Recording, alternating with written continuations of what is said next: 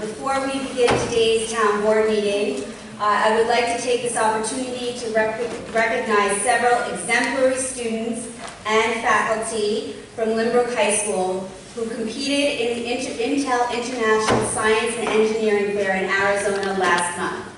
The fair, a program for the Society of Science and the Public, included about 1,800 high school students from 423 affiliate fairs in more than 80 counties, competing for about $5 million worth of prizes. Lynbrook senior Kaylee Houseknecht, good?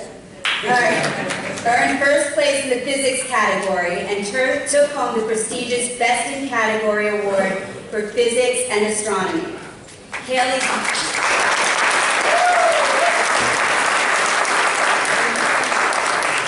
Kaylee's research centered around solving an issue with superconducting materials which are extremely volatile at high temperatures. I won't even attempt to read the title of her project, but I assure you that it's very impressive. On behalf of my colleagues on the town board, I would like to congratulate Kaylee and the rest of her science team at Lynbrook High School, including Juliana Candeleo, Alyssa Burton, you can all wave and just get a little moment, Alyssa Burton, Kai Beatty, Kyle Schneider, Jason Sitt, Danny Neary, Pooja Shah, and Jason Shah, as well as their teacher, Mr. David Shanker, and the superintendent of Lynbrook Public Schools, Dr. Burrick. Congratulations to all of you.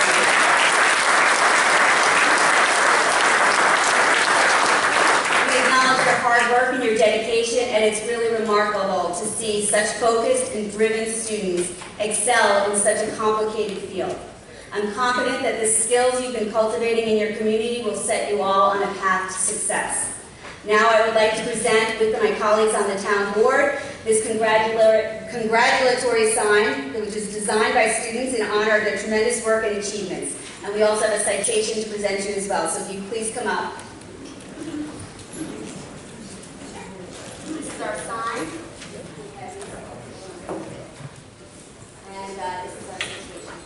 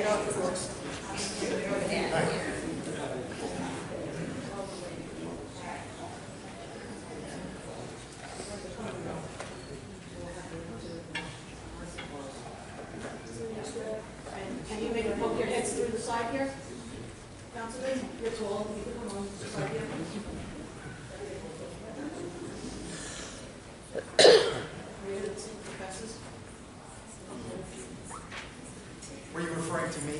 Yes. That doesn't matter. I don't even want to show you my science quiz.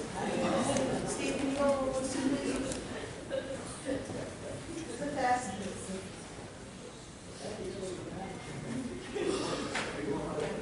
It's just that with everybody, we still have to just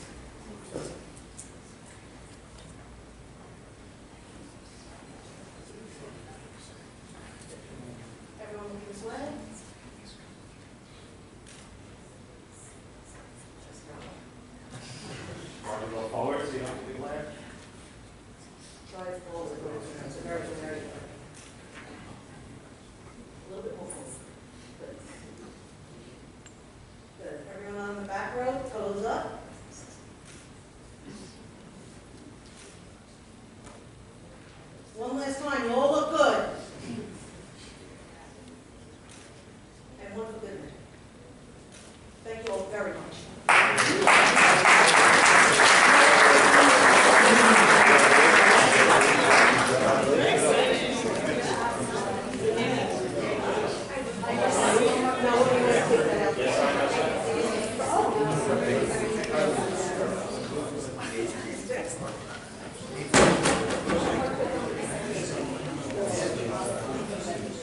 All of you can go in the back of the presentation.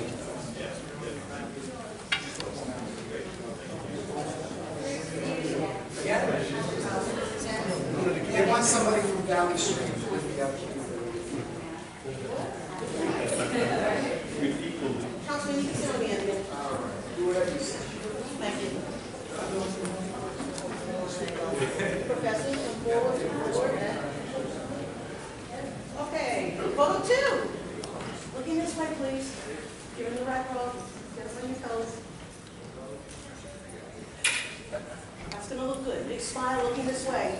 Dorothy, thank you, Senior Councilwoman. And one last time. And I lied, because I did one more. Thank you so much.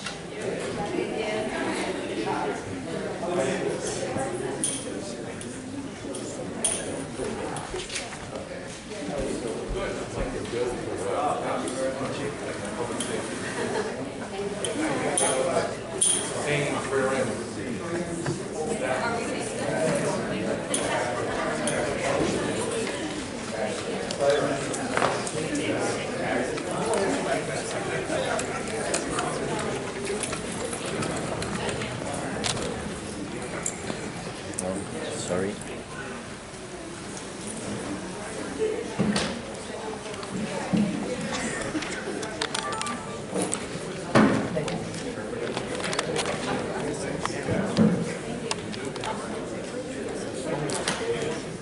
Yeah, unfortunately. Yes, I'm gonna run into that from time to time.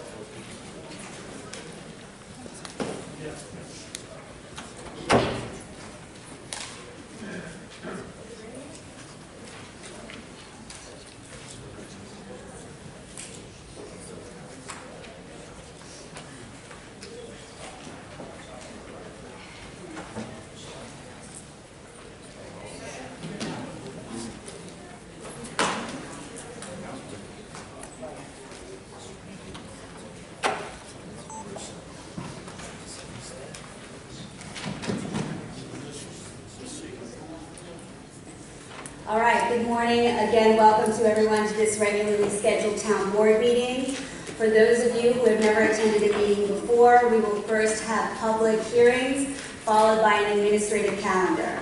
There are meeting agendas available in the rear of the pavilion. If you'd like to get one, you can just go back there. If you'd like to be heard on any matter, please get a slip from the back and fill it out. If you'd like to be heard on multiple matters, some on the administrative calendar and a public hearing, please fill out different slips so we can make sure that you are called.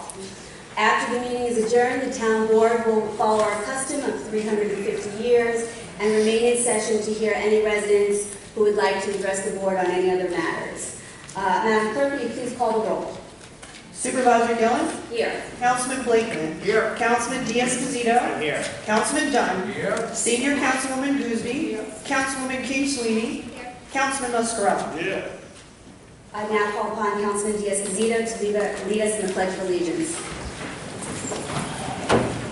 With your hand over your heart, I pledge allegiance to the flag of the United States of America and to the republic for which it stands, one nation, under God, indivisible, with liberty and justice for all. I'd ask everyone to please remain standing. We're going to do moments of silence, two different ones. First, I'd like to observe a moment of silence to remember the victims who were lost in the mass shootings this past weekend. If everybody bow their head and have a moment of silence.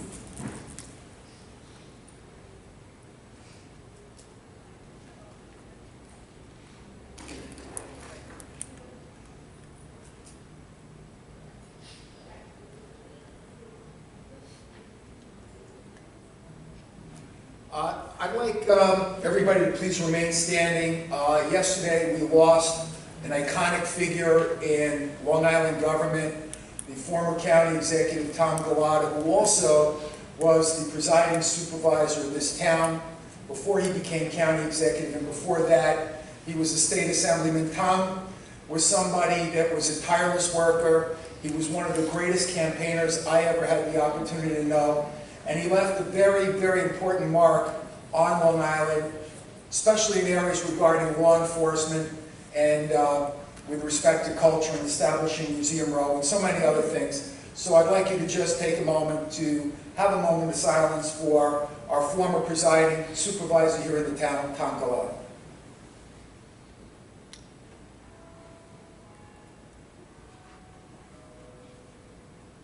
Thank you. Thank you, everybody.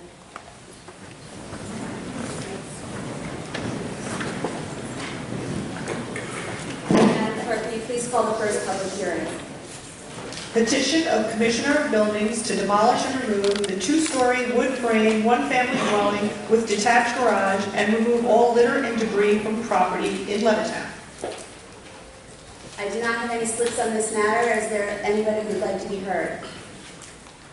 Hearing none, may I have a motion? Motion to close the hearing and move the item. Second. Madam Clerk? Supervisor Gillen? Aye. Councilman Blakeman? Aye. Councilman Diaz-Pasito? Aye. Councilman Dunn? Aye. Senior Councilwoman Gooseby? Councilwoman King Sweeney? Councilman Muscarella? Aye. Madam Clerk, please call our next public hearing. Petition of Commissioner of Buildings to demolish and remove the two-story wood frame, one-family dwelling and remove all litter and debris from property in Wantagh. I do not have any slips on this public hearing. Is there anyone who'd like to be heard? Hearing none, may I have a motion? Supervisor, I move the hearing be closed and the item adopted. Second. Madam Clerk? Supervisor Gillen? Aye. Councilman Blakeman? Aye. Councilman Diaz-Pasito? Aye. Councilman Dunn? Aye. Senior Councilwoman Gooseby? Aye. Councilwoman King Sweeney? Aye. Councilman Muscarella? Aye. Madam Clerk, please call our next public hearing. Proposed local law regarding regulations and restrictions to limit parking in Oceanside and West Hempstead. I do not have any slips on this public hearing. Is there anyone who'd like to be heard? Hearing none, may I have a motion? I move that the public hearing be closed and the item adopted. Second. Madam Clerk? Supervisor Gillen? Aye. Councilman Blakeman? Aye. Councilman Diaz-Pasito? Aye. Councilman Dunn? Aye. Senior Councilwoman Gooseby? Aye. Councilwoman King Sweeney? Aye. Councilman Muscarella? Aye. Madam Clerk, please call the next public hearing. Proposed local law regarding parking or standing prohibitions in East Meadow, Oceanside, near Valley Stream, Wantagh, near Westbury, West Hempstead, and Woodmere. I do not have any slips on this public hearing. Is there anyone who'd like to be heard? Hearing none, may I have a motion? Motion to close the hearing and the item be adopted. Second. Madam Clerk? Supervisor Gillen? Aye. Councilman Blakeman? Aye. Councilman Diaz-Pasito? Aye. Councilman Dunn? Aye. Senior Councilwoman Gooseby? Aye. Councilwoman King Sweeney? Aye. Councilman Muscarella? Aye. Madam Clerk, please call the next public hearing. Proposed local law regarding arterial stops in East Meadow, Elmont, Franklin Square, Inwood, Merrick, North Valley Stream, Oceanside, and Wantagh. I do not have any slips on this public hearing. Is there anyone who'd like to be heard? Hearing none, may I have a motion? Supervisor, I move that the public hearing be closed and that the local law be adopted. Second. Madam Clerk? Supervisor Gillen? Aye. Councilman Blakeman? Aye. Councilman Diaz-Pasito? Aye. Councilman Dunn? Aye. Senior Councilwoman Gooseby? Aye. Councilwoman King Sweeney? Aye. Councilman Muscarella? Aye. Madam Clerk, please call the next public hearing. Proposed local law regarding traffic regulations in the vicinity of schools in East Meadow and Franklin Square. I do not have any slips on this public hearing. Is there anyone who'd like to be heard? Hearing none, may I have a motion? Supervisor, I move that the public hearing be closed and that the local law be adopted. Second. Madam Clerk? Supervisor Gillen? Aye. Councilman Blakeman? Aye. Councilman Diaz-Pasito? Aye. Councilman Dunn? Aye. Senior Councilwoman Gooseby? Aye. Councilwoman King Sweeney? Aye. Councilman Muscarella? Aye. Madam Clerk, please call our next public hearing. Proposed local law regarding school speed limits in Westbury. I do not have any slips on this public hearing. Is there anyone who'd like to be heard? Hearing none, may I have a motion?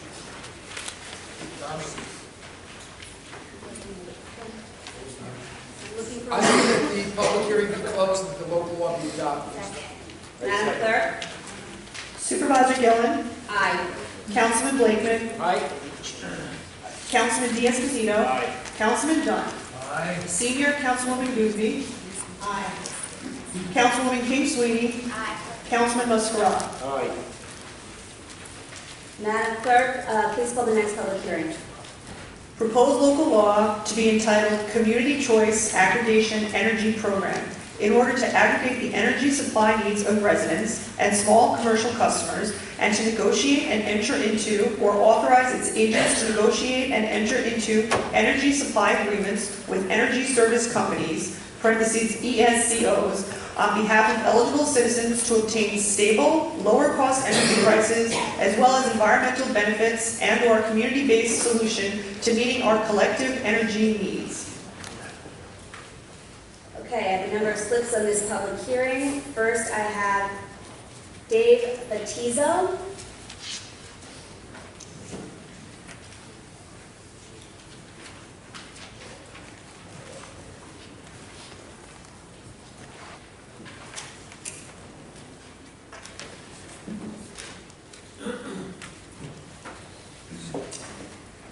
Good morning, my name is Dave Fatizo, and I am here on behalf of the Long Island Association. Our president and CEO, Kevin Law, could not make the event this morning, therefore I will be reading a letter on his behalf.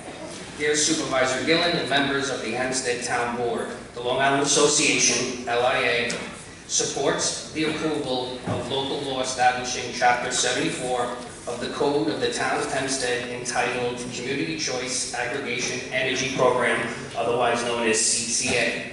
The LIA supports CCA as it could be a useful program to reduce energy costs for businesses and residents in the town of Hempstead. It is our understanding that National Grid, our local gas utility, will still deliver gas to customers, homes, and businesses, and the CCA will focus on cost reductions to the supply of gas in the town. To that extent, competition is a worthwhile goal to pursue. We wish the town of Hempstead success with this new initiative. Thank you. Supervisor, I have a couple of questions. Thank you for coming today. A couple of questions. First of all, who would be doing the negotiation? These types of questions, unfortunately, are above my pay grade, so I would appreciate if all questions would just be directed to Kevin Law at a different time. Okay. Mr. Pitnick, could you come up, and Mr. Haber, I know you know a lot about this. So you can answer the question. He's asking a question. You want to ask something? Can they answer the question? Yeah, I think they can. That's what I want to know. Who negotiates? This is the first. Good morning, Mitch Pitnick, counsel to the supervisor. The question was who would be doing the negotiation, Yes. just with respect to what particular? The resolution says that it would authorize its agent to negotiate and enter into energy supply agreements with energy service companies. So the way the process works would be that the town board would establish the ability to, we would establish the program, that's what this local law is, and then subsequently there would be an RFP that would be issued, and then it would come back to the town board for approval to award the RFP to an administrator who would be an agent on behalf of the town to act on our behalf, to review the program, to establish an implementation program, a data protection program or plan, and the other requisites that are required by the Public Service Commission. And then, depending on how the town board wants to act, either the agent, with direction from the town board, would negotiate with the ESCOs in order to find the rate. So this is just enabling legislation that if we wanted to set up a board, that we could, but it's not setting up the board because I don't see the detail with respect to the board. Who would be on this board? When you say the board, I'm not sure exactly what you're You talking about. indicated that there would be a board set up to administer this, or administer, was it an administrator you said, or The town who would, would choose the administrator? town board. Okay, so we come back, we come back in a resolution? It's very similar to the process of cost control associates where the town saved $200,000. We basically pass a local law, and we go out for an RFP to hire an administrator. The administrator goes and procures the third-party providers of gas through a competitive open process, and then you approve those rates. And the only way we would approve this is if the town had saved, and the bare minimum of 5%, where we're looking to save about a month or more for residents, which is about $138 a resident. So before any action's taken, there'll be another resolution that'll come before the board with more details? Yes. And my other question is there anything in here that addresses the shortage of natural gas supply to the town, which I'm hearing from a lot of constituents is causing major problems with respect to economic growth here in the town? So this doesn't, it is a big problem, supply. There isn't enough natural gas for new construction. This just replaces current supply with natural grid. There's no additional supply that's coming in. Basically, natural grid bills have two parts. There's the supply part, which is where they procure the gas, and then there's the piping where they administer it. They make their money on rates set by the state. On the administration, they don't care where the gas comes from. So if they don't provide it, they'll buy it from some other third party, but there's no additional gas coming into the system. Okay, well, that's a big problem that I think we need to address in the future. I don't have any further questions. So I just want to clarify, Mr. Haber, so this is exactly like the kind of like the CCA program that we approved last year, so we can negotiate better rates on behalf of the town, and this would just enable us to negotiate collectively on behalf of residents and businesses within the town to kind of mirror what we did to get benefits savings for the town. This would help us pass on savings to residents. But at this point, all we're doing is passing enabling legislation that would allow us to put out an RFP, and then that, if we award a contract to an agent to negotiate for us, it would come back before this body once again. Is that correct? Right. And nothing gets approved unless it's savings, and we don't move forward. Thank you. Thanks.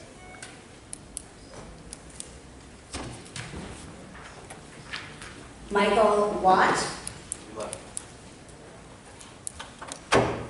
Supervisor, that's the letter you have. So Michael Watt left, but thank you, Mr. Rock. He did submit a letter dated August 6, 2019 that said, "My name is Michael Watt. I'm the executive director and founder of the LIINCS organization, an association of 300+ young professionals committed to establishing their roots on Long Island, many of whom currently reside in the town of Hempstead.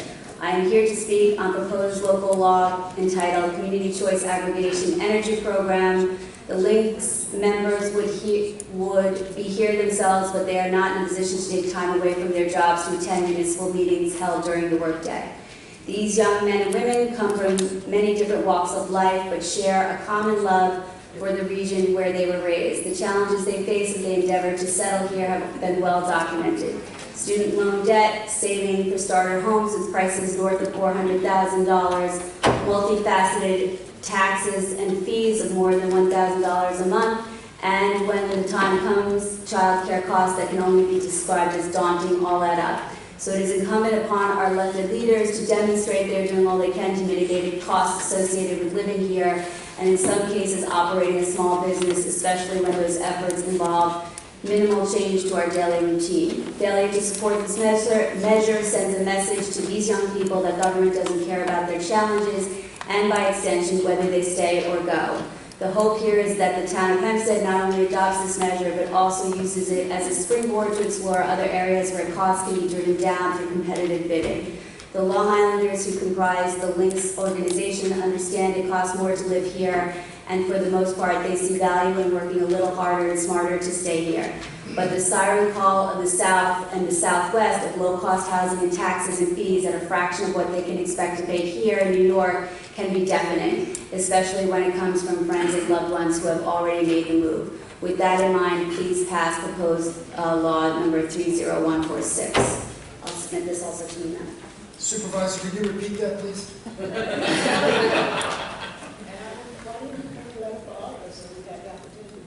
I think he My understanding is he intended to read this, but he had to leave. Joyce Stowe.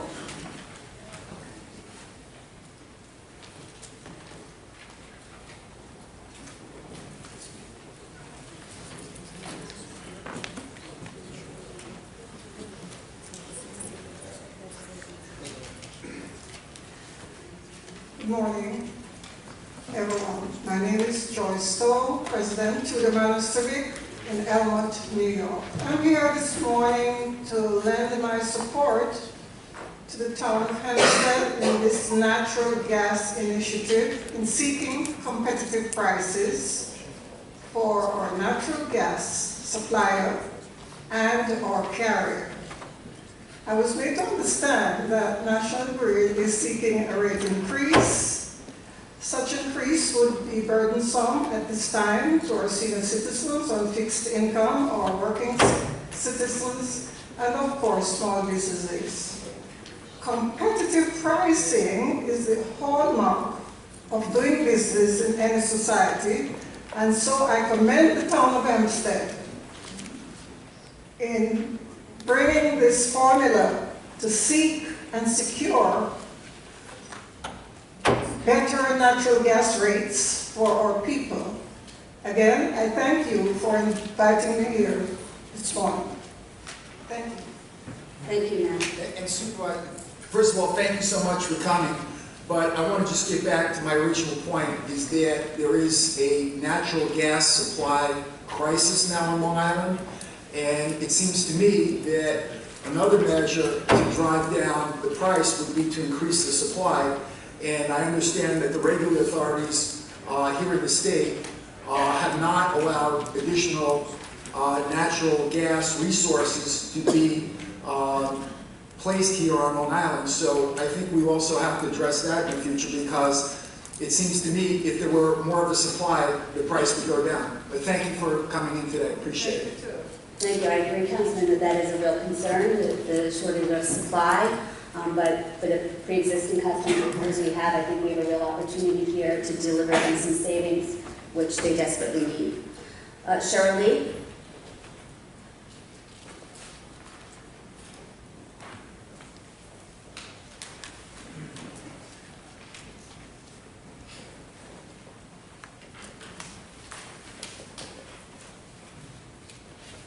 Okay, good morning, everyone. My name is Cheryl Lee. I'm the president of Barker Civic Association, representing 900 families. And also today, I'm representing Bob Barker from Locustwood, Gotham, Elmont Civic Association also. He represents 1,200 families. Now, while I was sitting there today, I just realized, or just learned, that this hearing has to do with enabling legislation. So I guess we put in the horse before the cart, or the cart before the horse. Anyhow, since I'm here, I'm here to support the competitive bidding. However, what use is it if the residents are not properly informed? We are concerned because we are a majority-minority community. As a result, we would like clarification. And that I mean detailed clarification about everything, because we read everything. Now, what are we getting into? We need more details. We would like you to ensure that there are no deficiencies in this third-party bidding process, number one. Number two, we would like proper representation at the table, should you go forward with this. And number three, community outreach, example, local meetings, etc. Number four, each homeowner should be notified. Number five, information should be sent out in several languages. Thank you. Thank you, Ms. Lee. I think you raised serious points. We are at the stage now that this resolution will just give us the power to go out, issue an RFP, and possibly bring in an agent to negotiate for us. There are no rates, but that hasn't even happened yet. But once we go forward, I assure you that we will reach out to the communities and to the civics to let them know what's going on, to let them know that every resident, they can choose to participate or they cannot. They will have the option to opt out. We will provide all the information they need about the rates, and if they would choose to opt out, the way they can do that easily. Thank you very much. We would like hard copies because our people, a lot of our seniors do not use the computer. Sure. Thank you. Susan Ryan?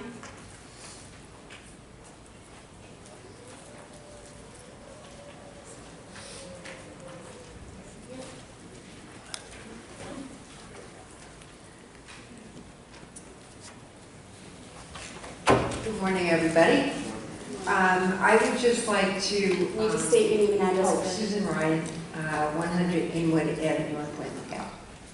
I would just like to support the idea of looking at an RFP for the constituents in the town of Hempstead. I just think that this sounds like a great way for the town of Hempstead to kind of leverage their support and their power in terms of helping to lower costs for your constituents. So, you know, I support this fully. I also think that, you know, that the idea of announcing it now and then moving forward in the future and giving everybody in the local communities a lot of information about this is a good, you know, another example of good government. So definitely full endorsement on this, just for what, you know, for today. Any way I can help in my community, I'd be happy to. Okay, thank you. Thank you. Next, we have Pearl Jacobs.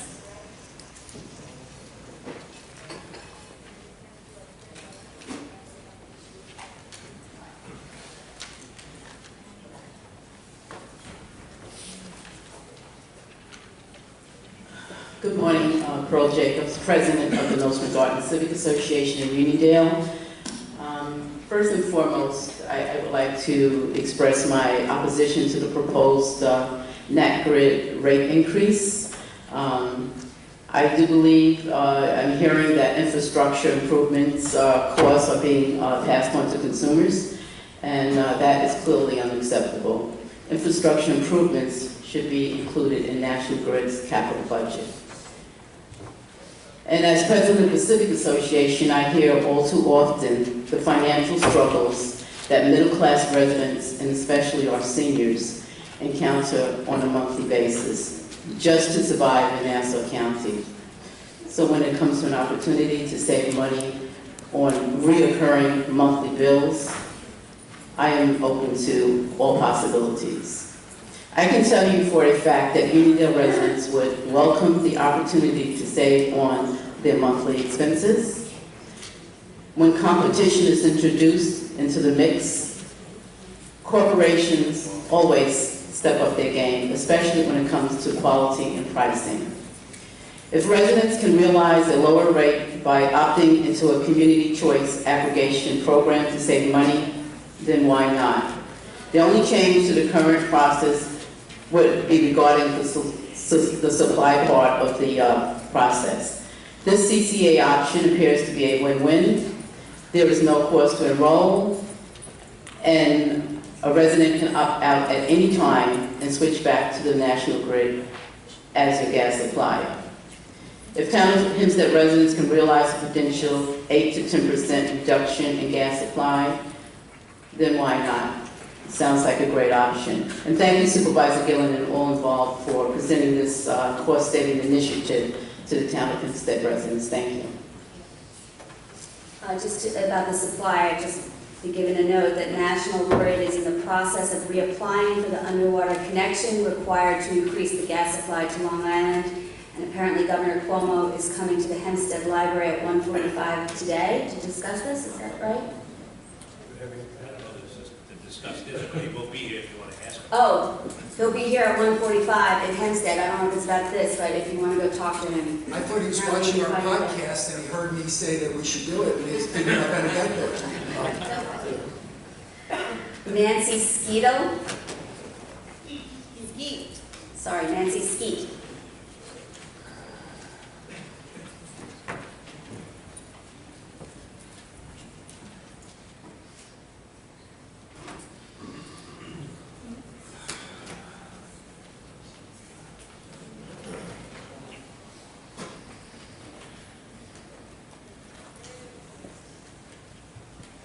Good morning, everybody. My name is Nancy Skeet. I'm president of Uniondale Community Council Civic Group, and I'm here because I just found out very shortly ago that this process was about to take place. Now, I'm upset because we could have been informed. We should have known that this was happening. Some kind of mailer, nothing has gone out. And I'd also like to let you know that when you do your mailers, okay, sometimes you have to do things in larger print because we have people who are visually impaired. And I really would appreciate that, being a parent of a legally blind son. I also think that because of the expenses here on Long Island, how do we know we're going to save money?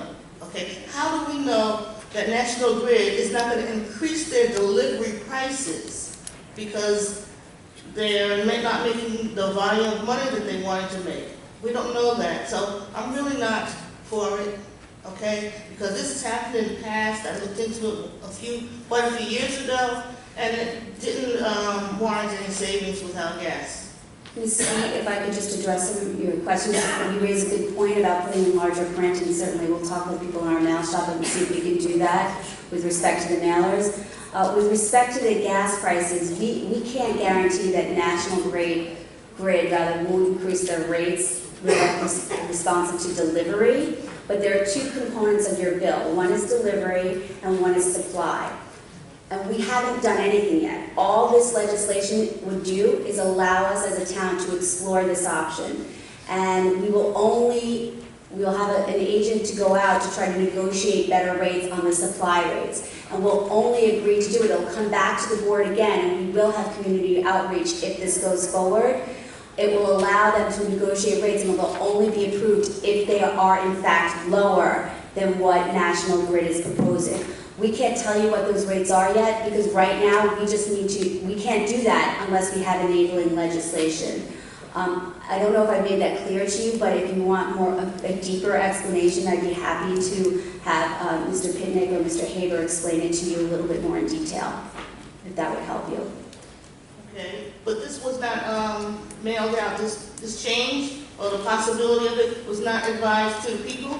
There's really not much to advise you yet because there is no rate change. We did this last year and we negotiated better rates for the town, and we're saving over $150,000 a year on our energy costs by going out into the market and competing on the supply side. So what this legislation would do is allow us as a municipality to negotiate for residents. Right now we can't even do that. If we pass this today and we're able to do that, what we're going to do is put out a request for proposals to see if there's companies that have expertise in this field, and then they would apply to us to represent us. And then it would come again before this body to see if we're getting the best agent to negotiate on our behalf. And then they would go out in the marketplace to there are different companies that supply gas, not just National Grid. They're called ESCOs. And they would negotiate, and the thing is, as a community, if we're negotiating on behalf of 174,000 households and small businesses, we have stronger negotiating power. So we could try to get the best rates possible for rate holders. We will keep the community informed of all of that going forward, but right now, we have to pass this enabling legislation in order for us as a municipality to even begin the process. So nothing has really even started, and nothing can start unless we pass this legislation today. Mitch, did I sum it up correctly? Okay. So when we get these in the mail, or on the internet, or are they on your website? We will, once we move forward, we will reach out to the community in a number of different ways to make sure that they are informed of what's going on with this. Okay, thank you. I would just add that the copy of the proposed local laws on the website, together with the Public Service Commission order, which authorized the program throughout the state. And then there's a summary of that order, because that order... And if you'd like a hard copy, we can print one out for you, Ms. Skeet, and send it to you or give it to you today. And I would also just want to add that the requirements that the Public Service Commission put in place requires, and they use the term, I think, robust public outreach, and there's lots of information that will go out. There's an opt-out letter that's part of the process. There's sufficient timeframes that are required by the order in order to allow residents to be informed informed and to get the information. This is just enabling the process to start. Right. So what Mr. Picnic is saying, basically, there are even a bunch of rules that apply, that if you embark on this process, to make sure that residents get the proper notice of what's going on, what the rates are, how they can participate or not participate. So there are rules that will guide us, in addition to our own will to inform the public. We would have to adhere to certain standards to make sure that the public knows what's going on. Also, supply and demand is being addressed. This is just talking about the gas supply that already comes to pre-existing customers. With respect to getting more gas supply into Long Island, this does not address that. That's a separate issue. Okay? Thank you. If you have any other questions, you can ask Mr. Pitnick or Mr. Haber. They'd be happy to help you. All right, thank you. Lynn Arthur?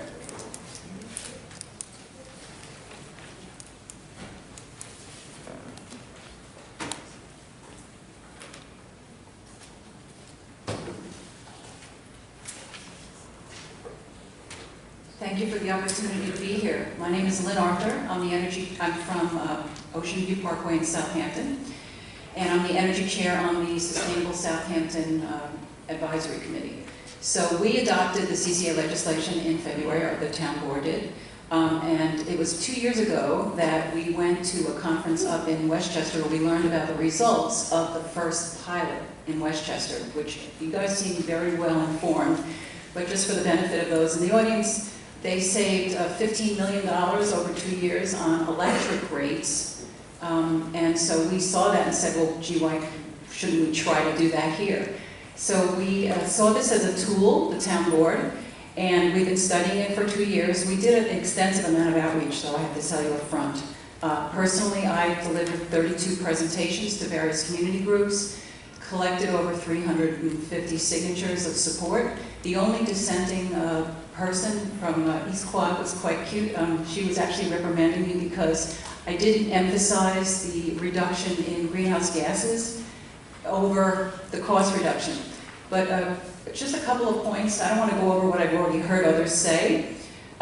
This is a chart that shows over the course of the last 2 years the rates that we've been paying for electricity supply. I know you're focused mostly on gas, but this is electricity supply over the last 2 years.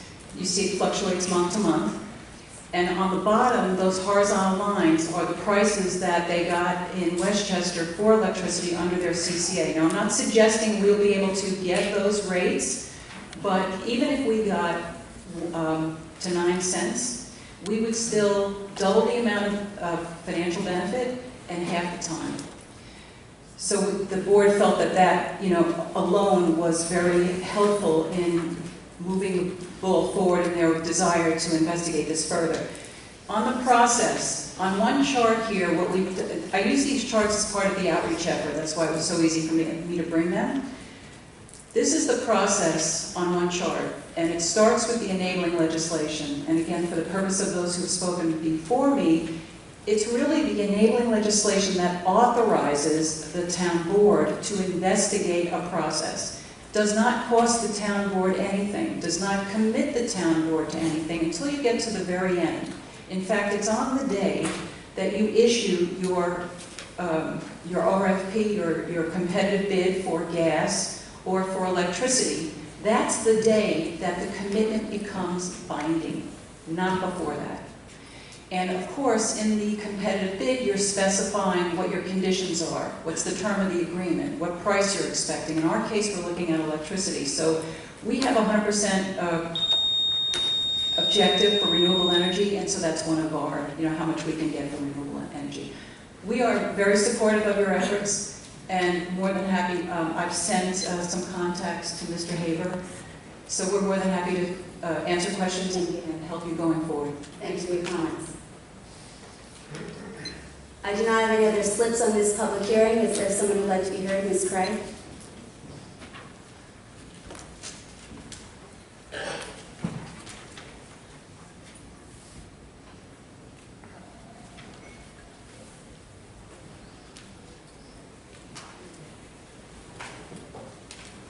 Thank you. Mary Ellen Cray, 436 Locust Avenue, Uniondale.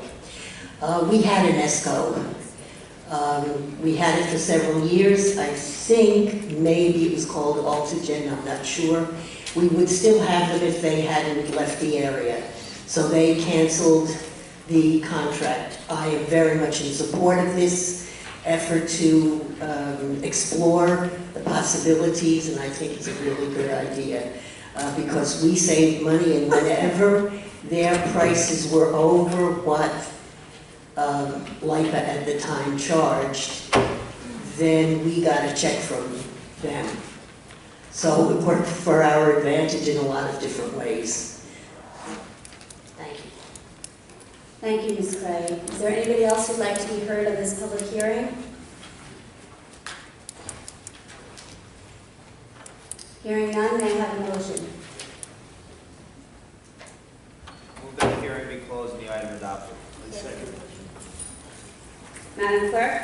Supervisor Gillen? I wholeheartedly support this resolution and this effort to save money for our residents. I just wanted to also add that it was recommended by our sustainability leadership team in the town of Hempstead, which is a bipartisan group that's comprised of some members from our Department of Conservation and Waterways, and it also includes a former supervisor of this town. So I vote yes. Councilman Blakeman? Aye. Councilman Diaz-Pazino? Aye. Councilman Dunn? Aye. Senior Councilwoman Gooseby? Councilwoman King Sweeney? I think it's a great idea. Aye. Councilman Mascarella? Yes. I thank the members of the town board for supporting this initiative. Thank you very much.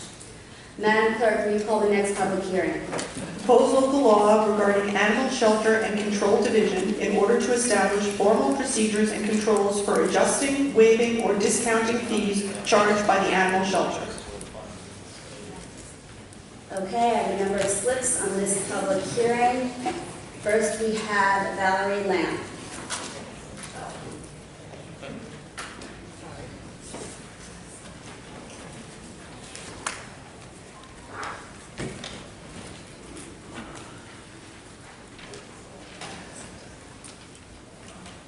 Valerie Lamb, St. Augustine, Florida. With regards to this new procedure, this is saying it's going to establish a formal procedure and controls for adjusting, waiving, or discounting fees charged by the animal shelter. Is this something that was recommended, was this precipitated from the audit, the Nassau County? Yes, indeed. It was a recommendation from the county controller, and we're taking that recommendation and implementing it. Okay, and so what about all of the other recommendations? Mr. Lockenberg, we're examining some of them. Yes, well, that's not part of this public hearing. We have issued a policy memo to the shelter related to some of the other recommendations from the comptroller. And we also did an RFP, which we received 2 responses on to do an operational assessment, which was a recommendation of that review as well. Thank you, Mr. Lockenberg. It's an operational assessment. Is there a difference between that and an operational audit? The audit is more financial. An assessment is more on the operational side. They're going to look at everything from our staffing levels to scheduling to a whole myriad of things. I'd be happy to supply you with the RFP so you can see what we requested. I would appreciate that, and also because the controller did raise concerns and publicly stated that there was a significant amount of obstruction with regards to the financial audit conducted at the shelter. So I'm wondering if you guys ever got your hands on an organizational chart. There is an organizational chart for the shelter that the Department of General Services has, yes. Oh, when did they get it? Is that new? Is it new? I have no idea if it's new. Because it wasn't available to the auditors, they wouldn't let them see it. The auditors, by court order, were limited to do a financial review of the shelter. It could not be operational. So they received everything that they were obligated to see. But Ms. Lamb, do you have any other comments on this resolution that's before the town board? Yep. So I appreciate that very much if you're going to send over to me the RFPs, as well as can I see that memo with regards to what you're following in terms of the recommendations? The policy document sent to the shelter, sure. Okay, I would like to see all. Do I have to foil that, or can I just get that through an email? We'll send it to you. Okay. So let me just go back to this for 1 second. So these new provisions, I'm confused as to what they're actually going, what's different between what is now being introduced here? It says to establish formal procedures. Does that mean formal procedures were not there? Mr. LaPalula? There were times when either the commissioner or deputy commissioner would waive fees for various reasons. What we're doing is codifying that certain members of the administration at the animal shelter can now do that, so that there's no question whether or not they have the authority to waive fees. And that's on a case-by-case basis? Well, everything's on a case-by-case basis. I mean, but the point is that if there comes an emergency and there's a problem, we gave certain other people the authority to waive fees.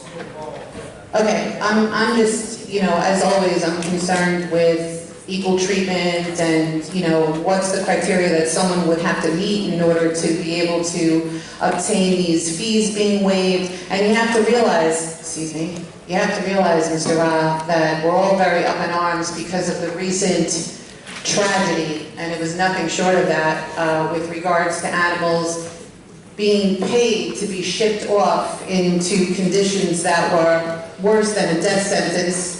So when you hear things like about fees being waived for adoption, which is very common, it commonly goes wrong, because when people can get free dogs, they often end up in abusive situations, or they're taught to and bred to fight. So, we don't take this lightly. We don't want just anybody with a certain title to be able to waive fees for whatever reason they see fit. We've seen a lot of things go wrong with this shelter. Well, as far as the adoption policies are concerned, we have a strenuous policy where we review the backgrounds of people who adopt our animals. So, other than that, I can't. Strenuous? Okay, well, I'm sorry, I disagree, because you also just recently released several pit bulls unaltered back to an owner, which goes against your own law. Thank you, Ms. Lamb. Diane Madden?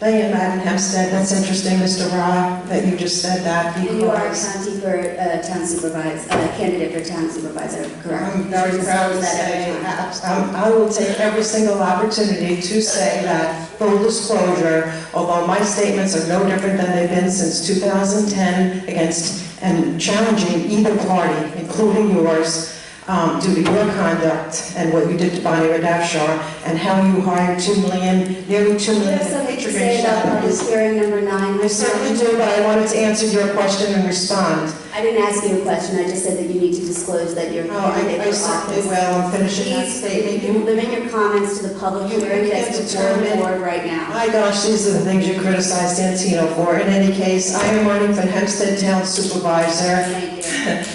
2019. November 5th, vote Madden.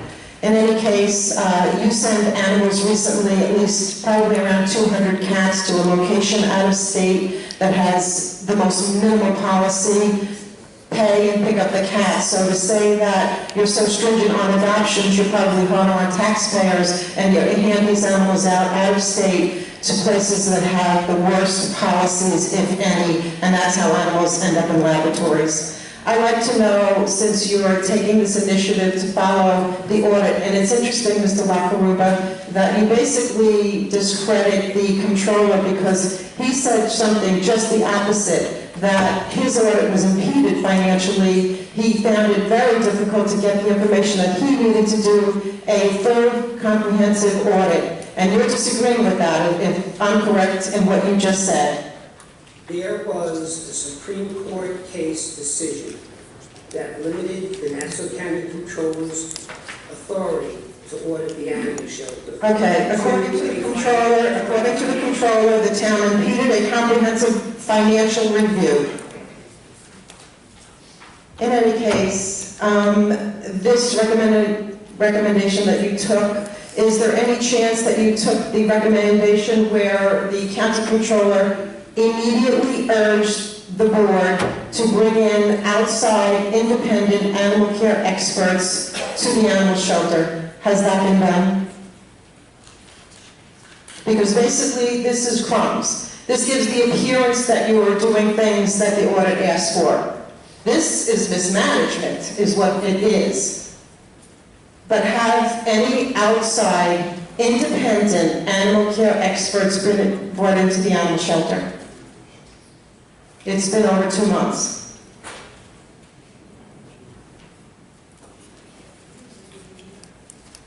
Again, what the Nassau County Controller presented to the town of Hempstead was a financial review. Correct, and he said it was impeded at every level. We tried to get information. In any case, since this is now something that you're going to move forward with and start adhering to, I guess some of you'll pick and choose the recommendations, is the lawsuit still in place against an operational audit, Hempstead versus the county controller? I believe the county controller did not appeal that decision, so no, there is no lawsuit.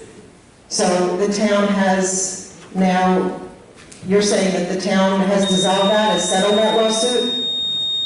There was a Supreme Court decision, and it was not appealed, so the decision stands. And how many days ago was that? It was, I would say, months ago. I don't remember exactly. So according to you, Mr. Rao, there is no lawsuit currently between the town to stop an operational order from the county? That's correct. Okay, thank you. I do not have any other slips on this public hearing. Is there anyone else who'd like to be heard? Hearing none, may I have a motion? Supervisor, I move the hearing be closed and the item adopted. Second motion. Madam Clerk? Supervisor Gillen? Aye. Councilman Blakeman? Aye. Councilman Diaz-Pasito? Aye. Councilman Dunn? Be out in a second. Okay. Senior Councilwoman Goosby? Councilwoman King Sweeney? Councilman Muscarell? Aye. While we're waiting for Councilman Dunn, Supervisor. Councilman Dunn? Okay. Councilman Dunn? Supervisor, if I just may, Ms. Madden, I am told that the Nassau County Controller's Office did appeal, so there's an appeal pending in the appellate division of the Supreme Court decision, which limited it to a financial limit. I knew that, Mr. Rock. You should know that. In fact, in that case... Please don't call out from the gallery. You should know that. I knew that. Madam Clerk, will you please call the next public hearing? Proposed handicap parking on public streets in Elmont, Aidwood, near Island Park. I do not have any slips on this public hearing. Is there anyone who'd like to be heard? Hearing none, may I have a motion? I move that the public hearing be closed and the item adopted. Madam Clerk? Supervisor Gillen? Aye. Councilman Blakeman? Councilman Diaz-Pasito? Aye. Councilman Dunn? Aye. Senior Councilwoman Goosby? Councilwoman King Sweeney? Councilman Muscarell? Aye. Madam Clerk, please call our next public hearing. Proposed amendment to a lease dated February 4th, 2003 between T-Mobile Northeast LLC, formerly OmniPoint Communications, Inc., and the Department of Water for the Lido Point Lookout Water District to maintain the existing mobile communications antenna on the Lido Point Lookout elevated water storage tank and authorizing the modification of the antenna in the Lido Point Lookout Water District. I do not have any slips on this public hearing. Is there anyone who would like to be heard? Hearing none, may I have a motion? A supervisor move the hearing be closed and the item adopted. Second. Madam Clerk? Supervisor Gillen? Aye. Councilman Blakeman? Aye. Councilman Diaz-Pasito? Aye. Councilman Dunn? Aye. Senior Councilwoman Goosby? Councilwoman King Sweeney? Aye. Councilman Muscarell? Aye. that. Supervisor, could the clerk reflect that on item 10 I vote aye? Got it. Madam Clerk, please call the next public hearing. Proposed increase and improvement of the East Meadow Water District. I have a slip from Felix Procacci.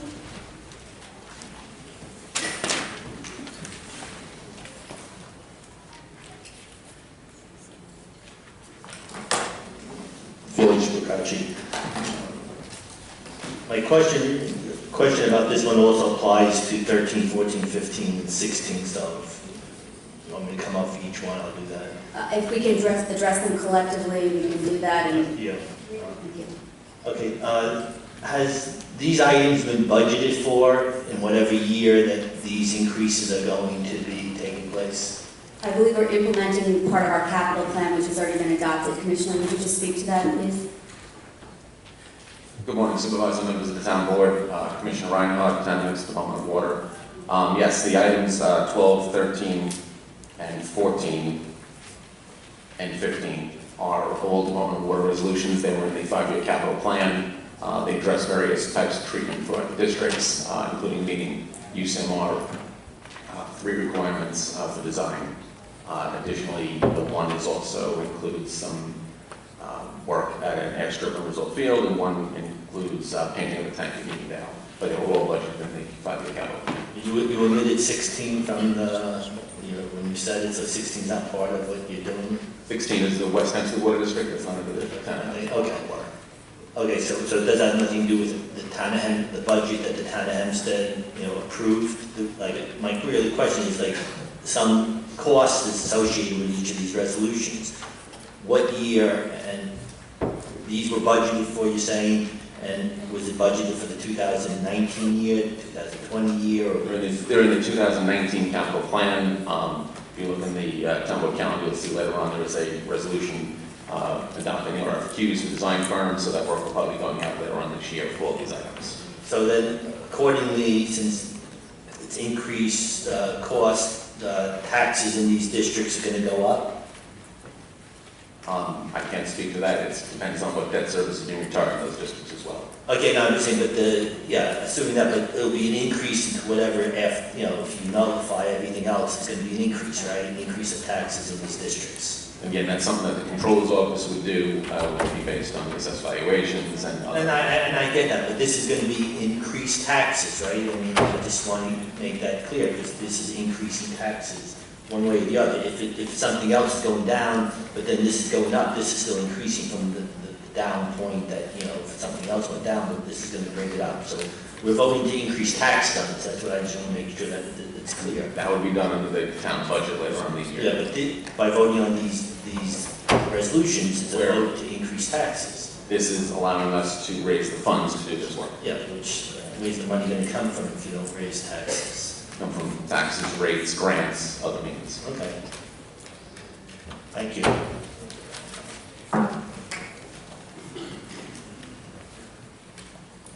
I'll just say yes, this is one. I don't have any other slips on this public hearing. Is there anybody else who'd like to be heard?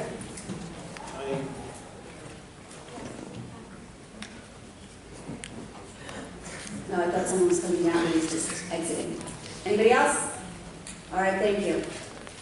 May I have a motion on the public hearing? To close the hearing and to accept the resolution. Second. Madam Clerk?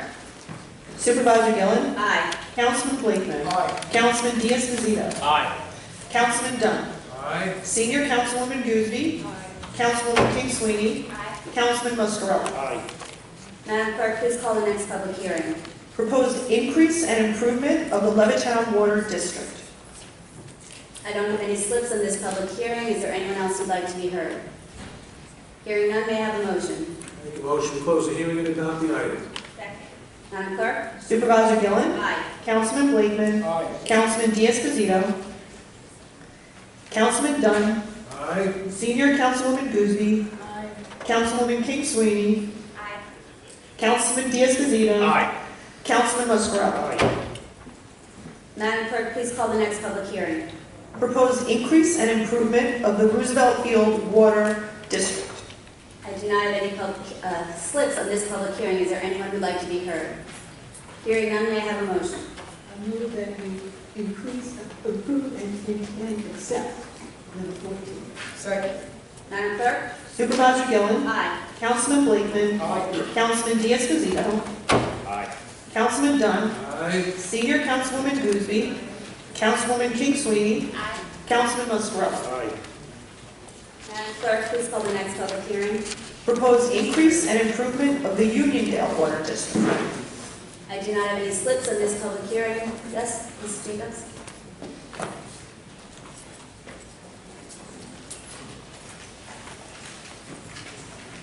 Yes, Pearl Jacobs, Nostrand Body City Association, Unionville. I just need some clarification regarding what Mr. Procaccio just the issue he brought upon us.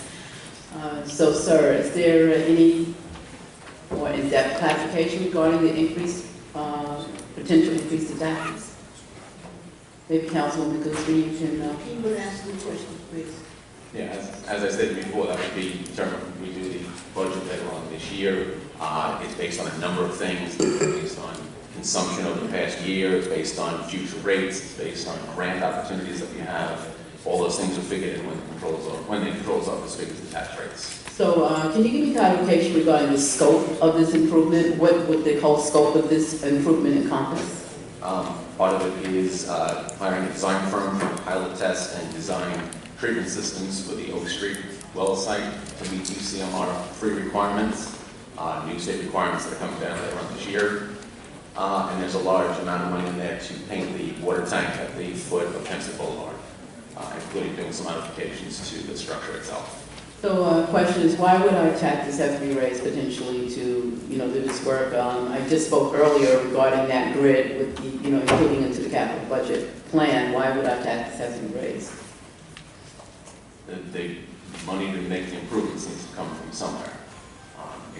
Most of the capital improvements come from the tax base of the district. Each district is independent financially.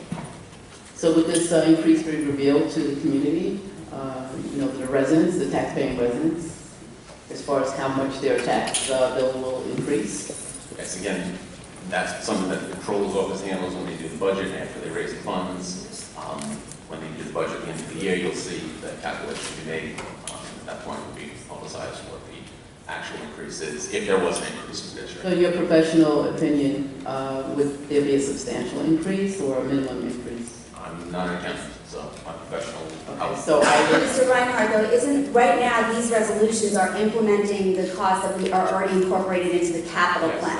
This is not related to any new costs. They're part of our capital plans to improve our water infrastructure. It was part of the plan that we adopted previously. So all these costs that we're starting to incur are all part of the capital plan. So it's not anything new than what we already passed. Okay, thank you. I do not have any other slips on this public hearing. Is there anyone else who'd like to be heard?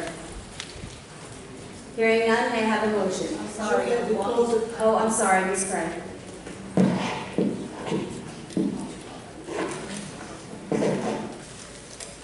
So just to understand, Mariel McCray, 436 Locust Avenue, Union. Just to understand, this is to raise taxes. This is not to raise taxes. This is not to raise taxes.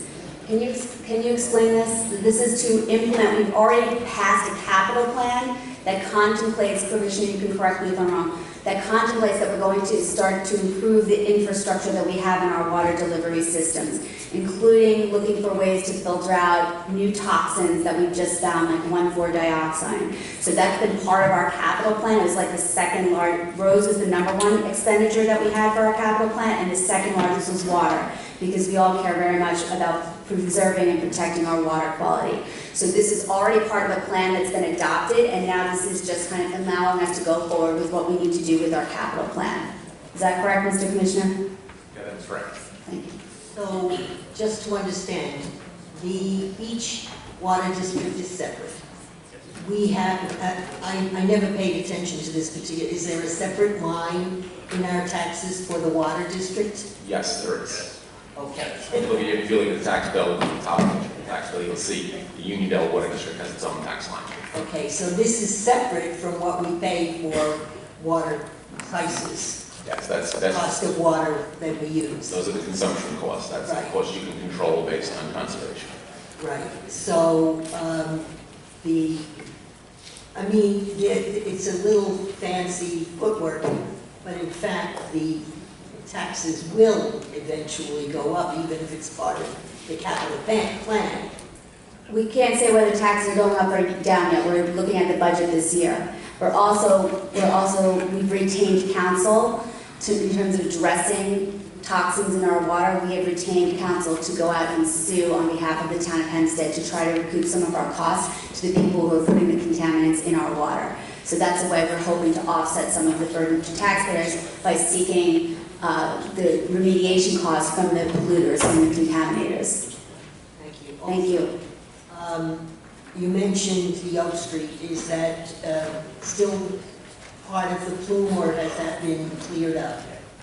The plume that came from Purex. Purex plume, there were no numbers that we're seeing at the Oak Street site have continually been decreasing over the past 5 years, so we believe the Purex plume is pretty much starting to pass us. We are still filtering those contaminants out, but every year those numbers are a little lower and a little lower, so we think it's getting to the point of, positively.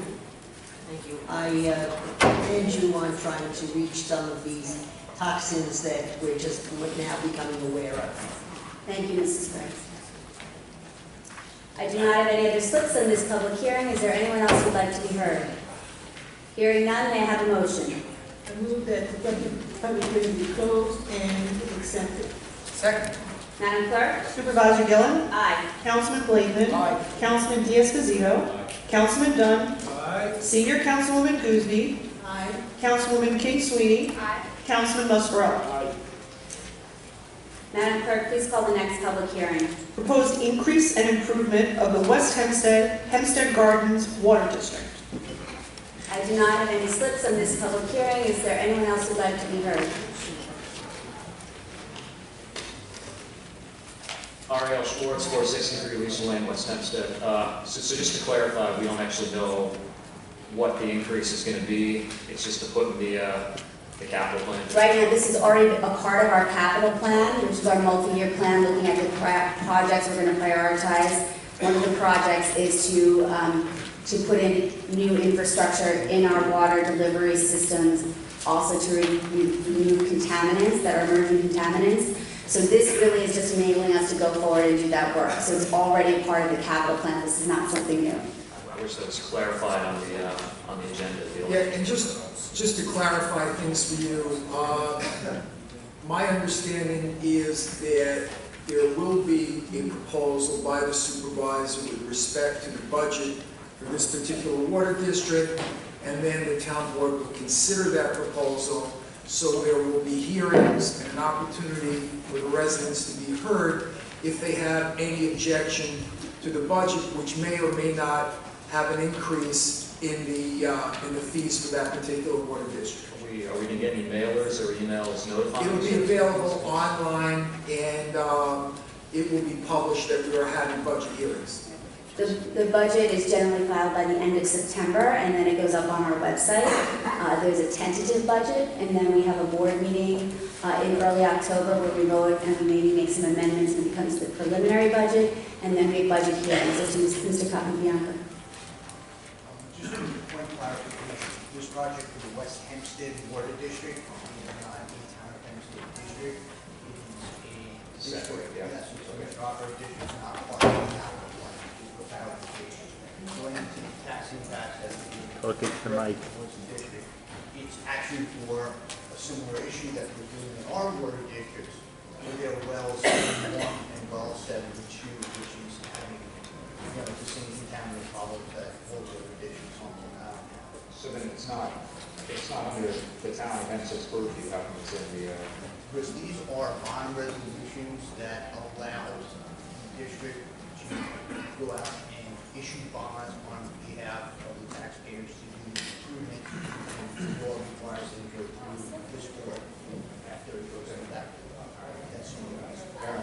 I just feel like there are 20,000 people in West Hempstead who would probably benefited from knowing about this prior to the meeting, so I don't know if you guys could Well, Can there you was, mail out more stuff? that comes directly from the district. There was actually a process that occurred, you have to address that with their board, because they did pass a resolution on behalf of their board before it came. Okay? No problem. That was in the budget here, anyway, close the budget last time. Okay, I do not have any other slips on this public hearing. Is there anyone else who would like to be heard? Hearing none, may I have a motion? I move that the public hearing be closed and the item adopted. Second motion. Madam Clerk? Supervisor Gillen? Aye. Councilman Blakeman? Aye. Councilman Diaz-Canzino? Councilman Dunn? Aye. Senior Councilwoman Boothby? Councilwoman King Sweeney? Councilman Mascararo? Madam Clerk, please call the next public hearing. The decision.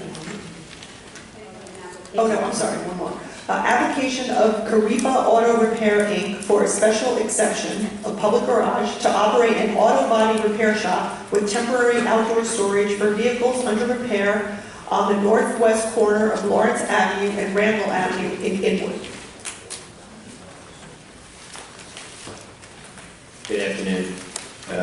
Madam Supervisor, members of the board, Christian Brown, Sunward Kashignano, PLLC, 333 Earl Ovington Boulevard, Suite 601, Uniondale. I'm appearing for the applicant.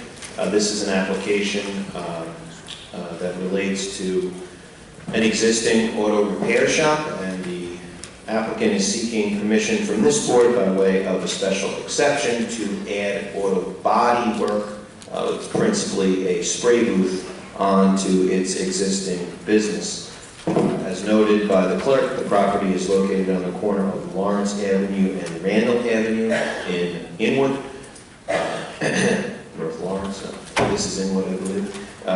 It is located in the business zone. It is surrounded by properties, all of which, or almost all of which, are engaged in business or industrial uses, including a number of auto repair type operations, towing operations. There's some office buildings on Burnside Avenue, and those are the sorts of uses that surround the subject property. Behind it on Randall Avenue is also the Town of Hempstead Housing Authority development.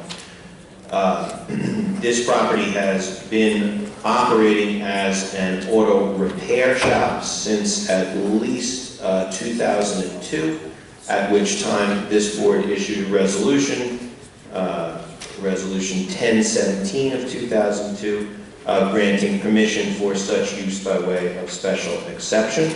The present operator has been operating the shop for 7 years. To my knowledge, there's no complaints whatsoever with respect to his operations. And on this application, he does not seek any changes to the existing footprint of the building or the parking lot. The parking area was also approved by way of a parking variance by the Board of Zoning Appeals back in 2005, I believe, and there is a certificate of occupancy for the building and the use in effect. What we are proposing here, as I mentioned, really amounts to an application to add a spray booth inside the existing building so that auto body type work can be performed in addition to the repairs.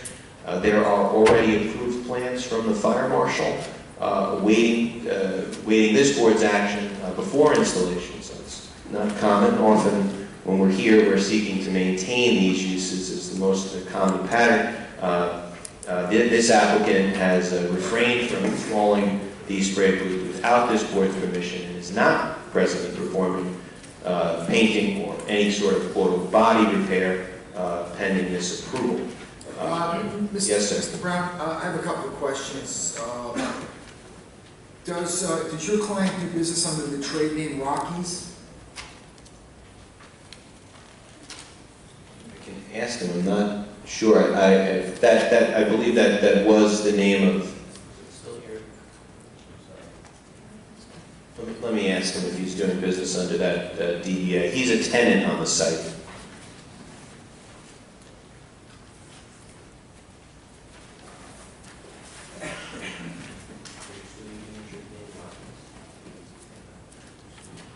Would you state your name, sir, and your address? Good morning, everyone. My address is 293 Lawrence Avenue, New York. I'm the owner operator over there. And please put your name on the record. Tarifa Auto Repair. Your name. Tarifa Kira. Okay, and do you do business under the name Rocky's Auto Repair? No. What is the name of the service? Service and Tarifa Auto. Okay, because I have a set of pictures that look to be concerning Rocky's Auto Repair. We have someone from the building department who can explain that. The sign outside your business says what, sir?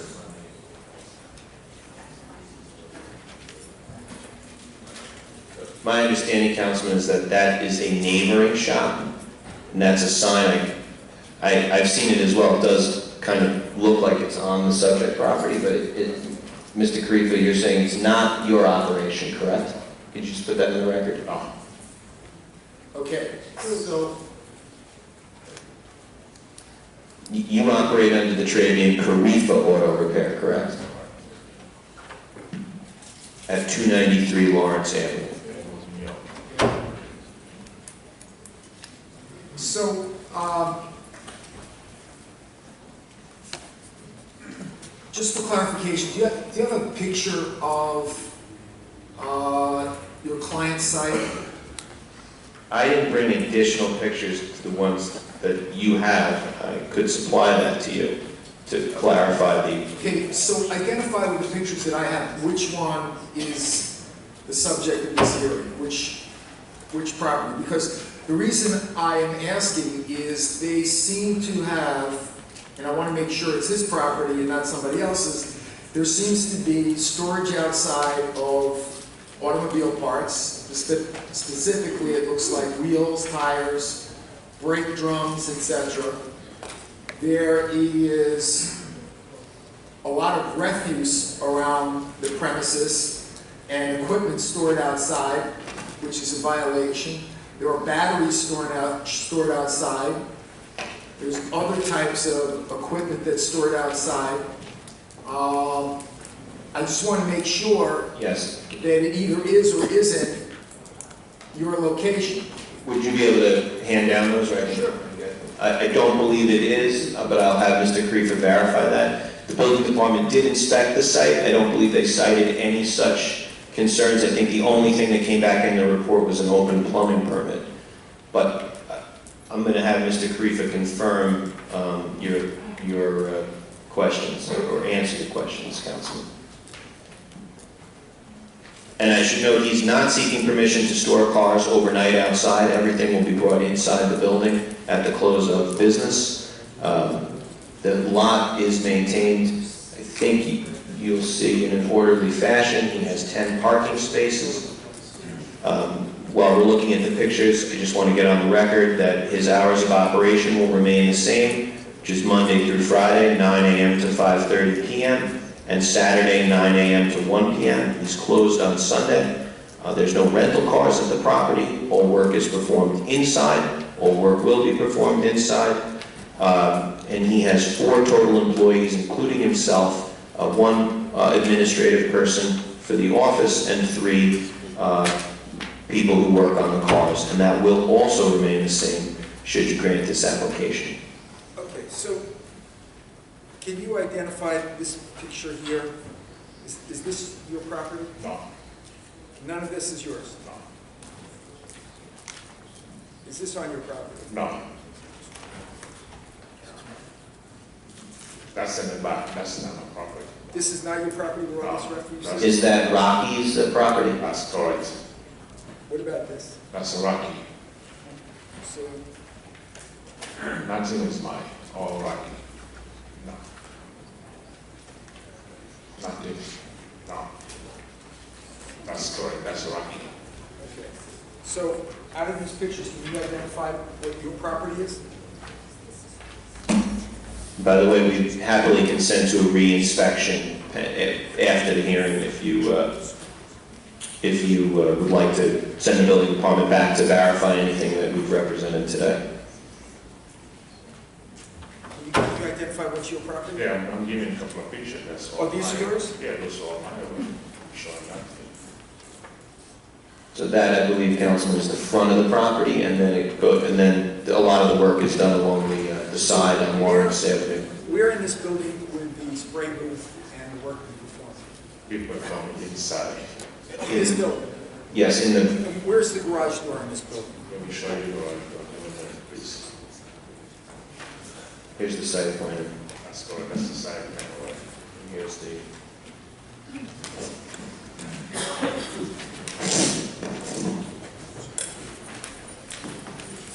The spray booth would be located in the rear corner.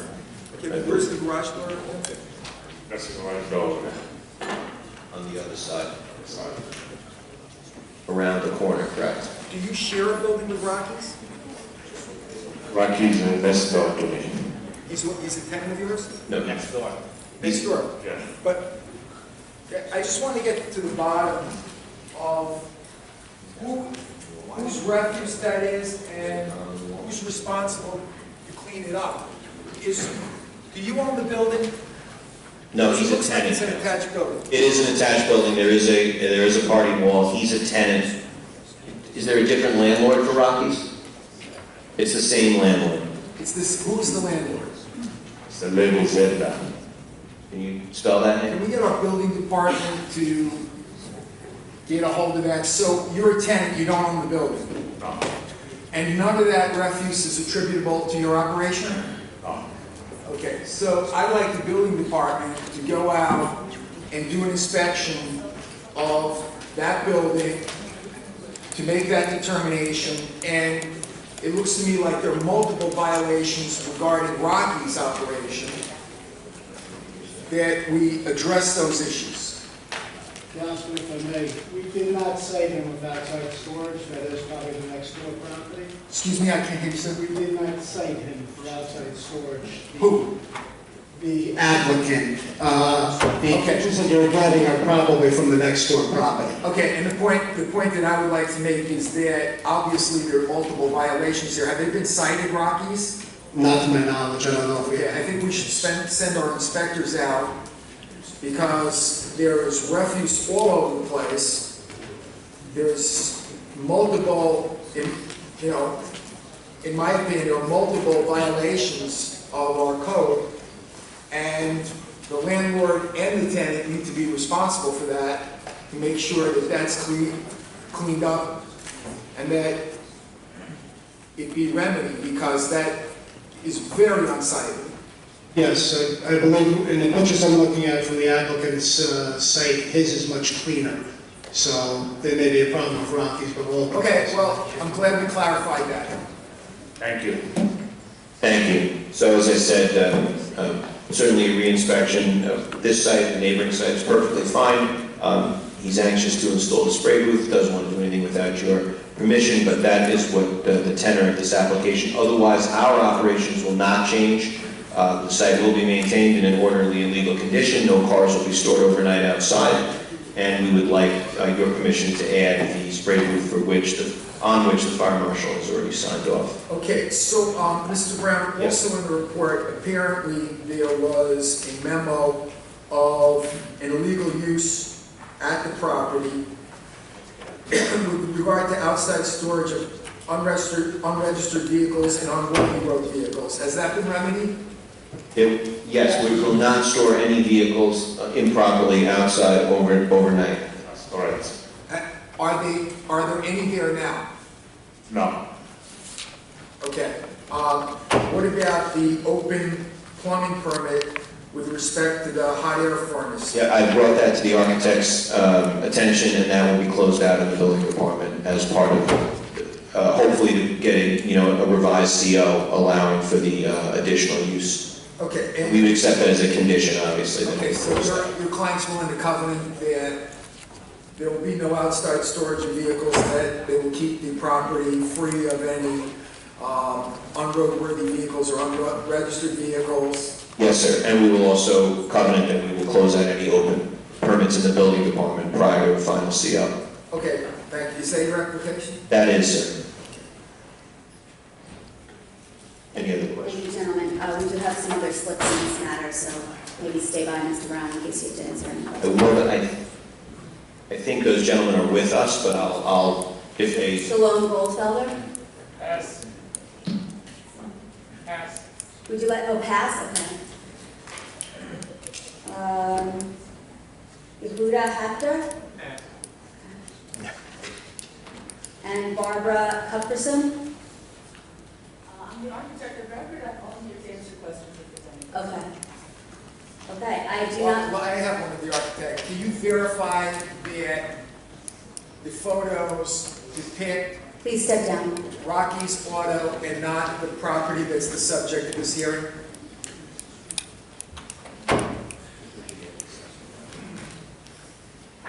Barbara Cuthbertson, my address is 45 Washington Avenue, Lawrence, New York. If you can show me the photos, I can verify. Okay, thanks.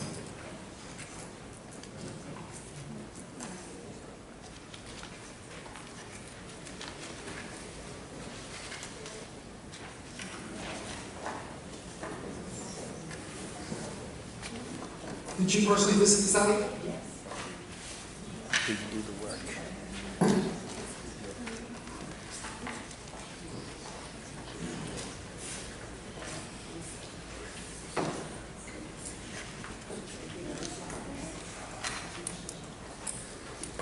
Can you see this picture? I would appreciate it. You want to come forward? Thank you. When you have the clerk pass it, what are you doing?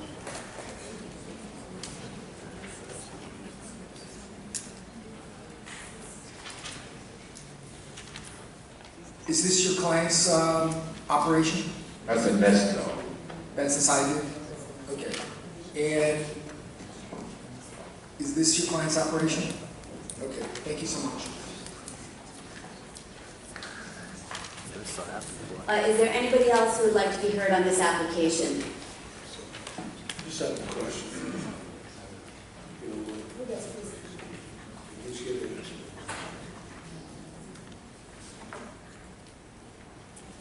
Would you like to use Mr. Brown again? Yeah, Mr. Brown, yeah, if you don't mind. So it's right now, it's, would it be possible to put a American flag on that? Oh my God. I'm sure that Mr. Creeper would be happy to display an American flag Yes. in the front of the building on Yes. Lawrence. Could you do that? Yes, I will. Yes. Appreciate it. We'd be happy to. Thank you, gentlemen. You're Is welcome. there anybody else who would like to be heard on this application? Hearing none, may I have a motion? Yes, Supervisor, I move that the public hearing be closed and that the board reserve decision. Second. Madam Clerk? Supervisor Gillen? Aye. Councilman Blakeman? Aye. Councilman Diaz-Bazito? Aye. Councilman Dunn? Aye. Senior Councilwoman Gooseby? Aye. Councilwoman King Sweeney? Aye. Councilman Mascarella? Thank you. Madam Clerk, will you now call the decision calendar, please? Yes. Application of BOLA EM Realty LLC for a variance from provisions of the GSS ordinance to maintain existing service station and operate a convenience store, as well as area, sign, and parking variance located on the south side of Merritt Road between Washington Avenue and Townsend Road in Seaford. I also have a companion application of BOLA EM Realty LLC for a permit to include existing gasoline service station and install 3 additional storage tanks, each with a capacity of 15,000 gallons, located on the south side of Merritt Road between Washington Avenue and Townsend Drive in Seaford. May I have a motion on the decision calendar? Supervisor, I move for a vote on the application. Second. Oh, sorry, I move to approve. Second. Madam Clerk? Supervisor Gillen? Aye. Councilman Blakeman? Aye. Councilman Diaz-Bazito? Aye. Councilman Dunn? Aye. Senior Councilwoman Gooseby? Councilwoman King Sweeney? Aye. Okay, Madam Clerk, will you please call the administrative calendar? Together? Maybe 4 minutes together? We voted on them together.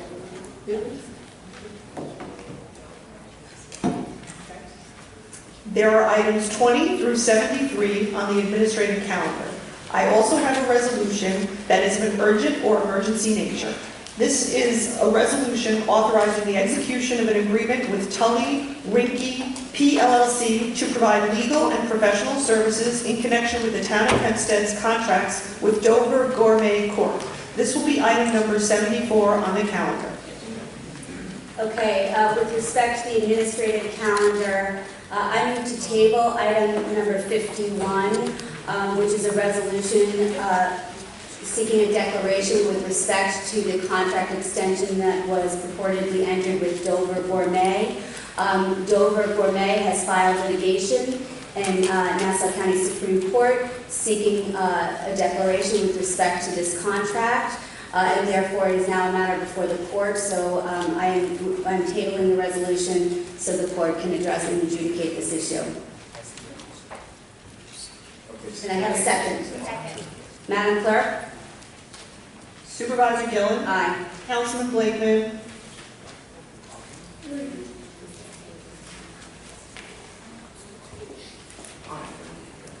Aye. Councilman Diaz-Pasito? Aye. Councilman Dunn? Aye. Senior Councilwoman Gooseby? Aye. Councilwoman King Sweeney? Aye. Councilman Muscarella? Aye. Are there any council members who would like to sever any of the items on the administrative calendar? Supervisor, I'd like a motion to amend item number 37 to read the following. No agreement shall be authorized, amended, or modified if such an agreement or modification results in a $50,000 or greater effect, or renewed or extended if such a renewal or extension would be for more than 1 year and cost $50,000 or more to the town or its vendor without town board approval. This policy shall supersede and supplement any resolution to the contrary. Notwithstanding any contract provisions to the contrary, compliance with this policy shall be a condition precedent to any town officer or employee amending or renewing any agreement. Second. Second motion. Madam Clerk? Supervisor Gillen? Aye. Councilman Blakeman? Aye. Councilman Diaz-Pasito? Aye. Senior Councilwoman Gooseby? Aye. Councilwoman King Sweeney? Aye. Councilman Muscarella? Aye. Yes, ma'am. I'd also like to table item number 50. Second motion. Oh, I'm sorry. Councilman Dunn did not vote on the amendment. Councilman Dunn? Aye. Okay, would any council members like to sever any other I would items? like to table item number 50. Second motion. Madam Clerk? Supervisor Gillen? Which one is 50?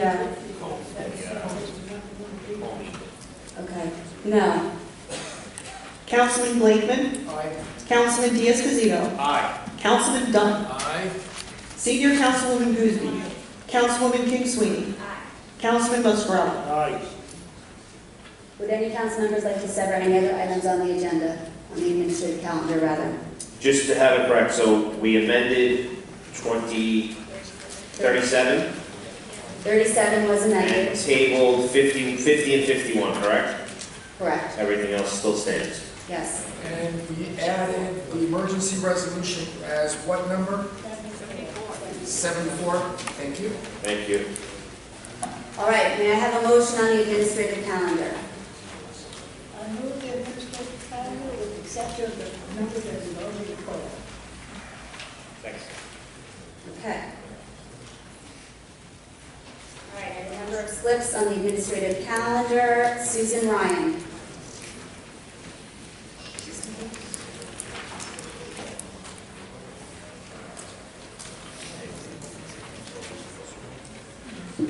Rich.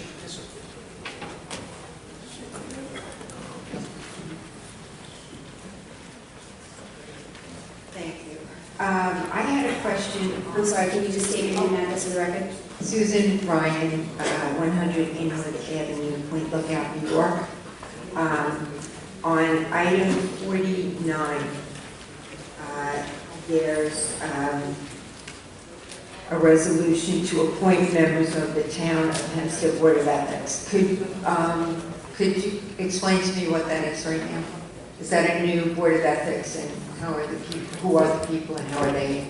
Yes, so, how are they nominated? yes, from my understanding, the supervisor has already nominated and we approve her recommendation to the Ethics Board. And this would be a recommendation from the town board where where there are two remaining appointments who have to be registered in different parties, or one could be registered and one could be blank. So these are the town board's recommendations for the Ethics Board. One, a member of the Republican Party, the other, a independent. So how many members in all are on the town board? This four, maybe. Four? It's supposed to be 5. And the town attorney. No, that's the missing one. I'm just Well, curious this is about according to the structure. ethics legislation. Okay. There are 4 members, and the town attorney is also a member of the ethics board. Okay, again, Bruce, I'm sorry, they're appointed by So according to the ethics legislation, the supervisor got to appoint 1 person to the ethics board. The town board majority gets to appoint 2 people to the ethics board, and these are their selections for the ethics board. And Dorothy, well, the minority gets 1. Okay, I was just wondering what the structure was. Thanks.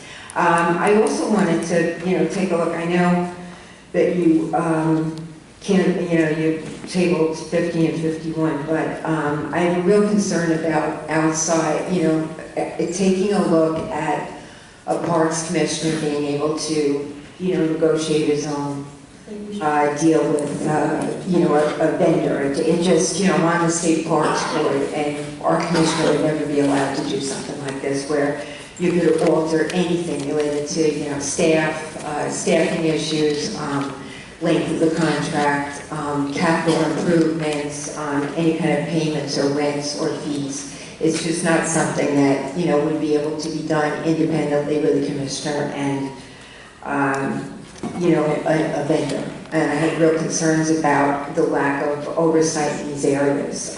Several times I've been at these meetings, and there's been a request from Lori Gillen to have outside auditors come in and take a look. And the response to that very often is that it's too expensive, or that you already have a compliance officer. A compliance officer is there to take a look at the rules that are already there. They're not there to take a look and assess how departments are run. And I really think that the town board should consider having outside auditors take a look at processes, whether it's your parks department, your building department, or any other department. You need a fresh eye to come in and take a look at how you run your departments. It's better government, it's better business for all of you, and it's better services for your constituents, and it continuously gets, voted down. And I really think that it's something that, you should you should take a look at, so you don't have incidents like this going on in any department, because you're serving your constituents, which are all of us. But, this should never even get to the point it got to, regardless of who the vendor is. I'm not, I'm just saying that this, is messy, and parks, because it is my background, I'm very aware of how things run well. And on the state parks level, we would never even consider doing something like this. And it does show a lack of oversight of your commissioner of parks in this situation. So, I'd like to see that addressed. Ms. Ryan, I fully share your concerns, and I've spoken out about that. That's why we're proposing item number 37 that I just amended. We simply amended it to try to make the process more efficient. Right. And we did that to have a $50,000 threshold. We can change that at a later date if we figure out that that doesn't work. But these new procurement policies and procedures are meant to get at that issue. Right. Exactly. Right, because it's very serious. And it never, the guidelines are what makes that not hit the papers or hit, affect the services that you all give. That was certainly the intent of this resolution that the councilman and I worked on together to make sure that this never happens again. Good, all right, and I appreciate that, and the rest of the board members, and I hope that passes, so, thank you. Thank you. Okay, very good, thank you. Felix Bacacci.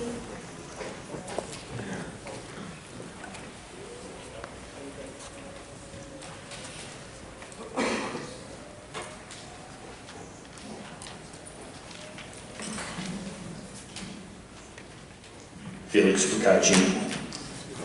On item number 37, amended or unamended, it's really not necessary because state law, if anyone read it, doesn't allow you to offload your responsibilities as a town board to a commissioner or anything else. I mean, it's sort of like writing a 14th Amendment to the Constitution that lets you omit the 13th Amendment.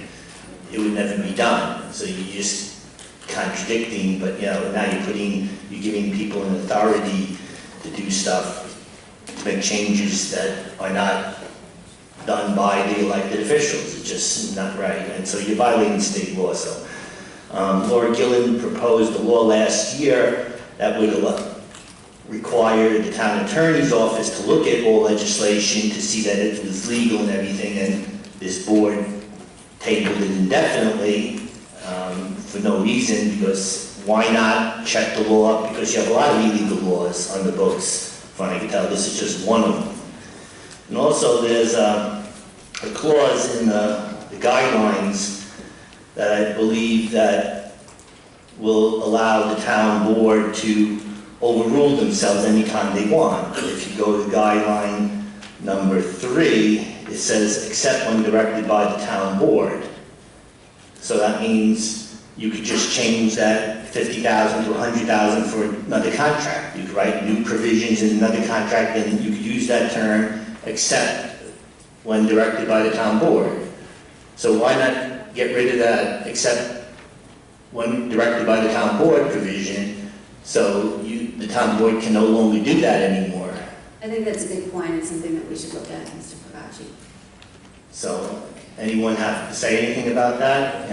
Anyone read state law, or did we just make stuff up out of our... The intent is that it would be brought back before the town board for a vote, and that's what it means. So that's the safeguard that you have, is that if there is a change, it would come back before the town board. There would be a hearing on that where you would have an opportunity, Felix, to comment, and then the board would have to vote on it. That's what it means. Mr. Rod, is that correct? That is correct. Yeah, but if you write another contract that's illegal and it gets passed, now that is directed by the town board, so now you could still, the ultimate thing I'm getting at is you're still all overriding state law, so you're illegal no matter what you say anyway, because you can't do anything without board approval, but now you're offloading your responsibilities through a contract approved by the town board to give someone else your authority. No, you're wrong, Felix. The bottom line is that the state law does not apply to minor modifications. They aren't a material part. They aren't a material part of the contract, which we all agree on the town board should come back before the town board if there is a material amendment. But if it's $100, call by a commissioner that, this small item is a modification that's justified, I think we would have 4,000 different resolutions before us every month for that. This addresses the issues that are of concern, whether or not there can be a material change to a contract without coming back before the town board. The threshold is low, 50,000. The year requirement that it not exceed a year is reasonable, and I cannot believe that you are not in support of this legislation. It baffles me. I just want to add, Councilman, I respect your right to comment and give your legal opinion. However, that is Councilman Blair's legal opinion. It's my judgment About as a whether council. state law applies. Are you saying that state law applies? I'm not making a legal argument right now. This is an issue that's going to be litigated before the court, so I think that we should be careful with our comments. But I just wanted to clarify, to the extent you're giving a legal opinion, that is your legal opinion. It's not necessarily. Okay, so I just want to understand, Supervisor, it's your clarification that if there is a minor modification of a de minimis amount or a de minimis duration, that a commissioner cannot make that judgment call, that would have to come back on a day-to-day basis to the town board? I'm saying that I have not taken a comprehensive look at this to draw any legal conclusion. So I would not make one at this point. Would you admit that this provision that Councilwoman King Sweeney has put forth is a very effective safeguard to make sure that matters come back before the town board that are of consequence. Would you agree with that? I worked on this resolution with Councilwoman King Sweeney, and I don't know if I agree with the change to the 50,000 threshold, but I supported the amendment because I want this resolution to pass right now. We can look at if the 50,000 threshold should stay or not, so we can work together on that. I thought you did work with her on that. You said you did. So now we're changing? Well, just legal analysis aside, I haven't had enough coffee yet for that. But the idea with the $50,000, and we can revisit that, the idea was that would we paralyze town government if we had no sort of minimum threshold of dollar amount? Like if there's snowstorms and we quickly need to get more salt, that type of thing. This is meant to address practical day-to-day concerns to get us through. If it turns out that that $50,000 is just way too high, then we can lower it or get rid of it. So that's all. So this is just a practical amendment. That's all. I didn't like the first part of your sentence where legal analysis aside, that upsets me. I know, you know exactly what I was talking about. There was a significant high-level conversation about the application of state law in this context. I'm saying that issue aside, not that I don't care about state law, that issue aside, my amendment was based on a practical concern. I wasn't getting into the complicated state law analysis. Well, I read the complicated state law analysis, and since I'm running out of time, the bottom line is, if you read just the petty cash section of the state law on how you divide up petty cash to the different departments, it's one of the most lengthy paragraphs in the law as for finance. And that's for $1,500. Thank you, Mr. Percachi. Stephen Edmondson.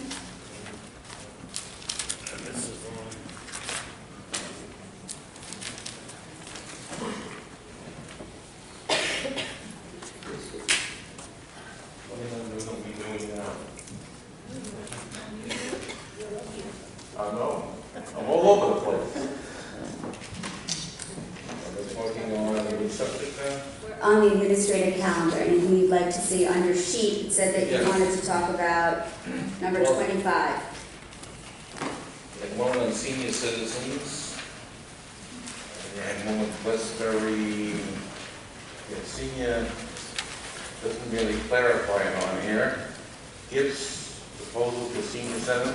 Mr. Rod, I believe that's just allowing us to accept gifts for our senior programs, is that correct? Well, I hope you're going to get some air conditioning, because I called Councilman Gusti, and you can take a walk 25 steps across the street to the senior center over there. And the seniors are dying over there with no air conditioning. Which center?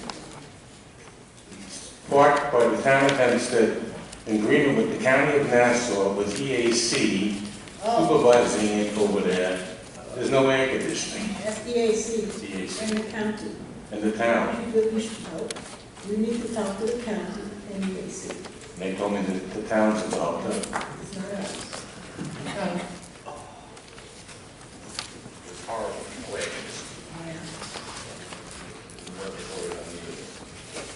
You want with it?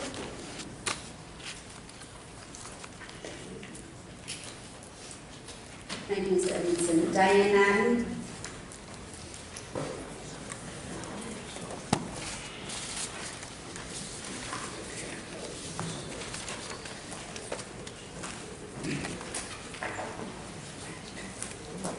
Diane Madden, Hempstead. Full disclosure, I'm running for Hempstead Town Supervisor. Vote Madden. Item number 37. I don't know where the councilwoman just went to, but my question was really directed at her. In any case, Would you like to come back when she comes back? I would appreciate that. Thank you. You're welcome. Ariel Schwartz.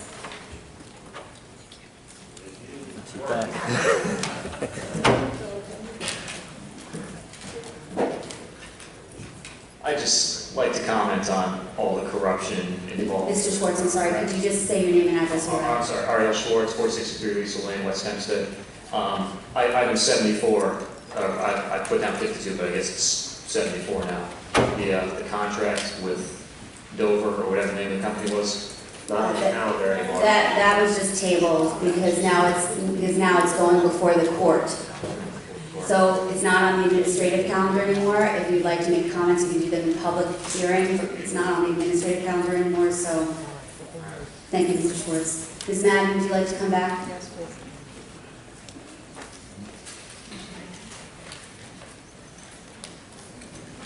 With reference to the comments that you made for the amendment, Councilwoman Sweeney, the problem I have with item 37 is that it's kind of a joke. And the reason I say that is because, as you recall, and I continue to bring up the issue of the corrupt $109,000 contract that was fraudulent.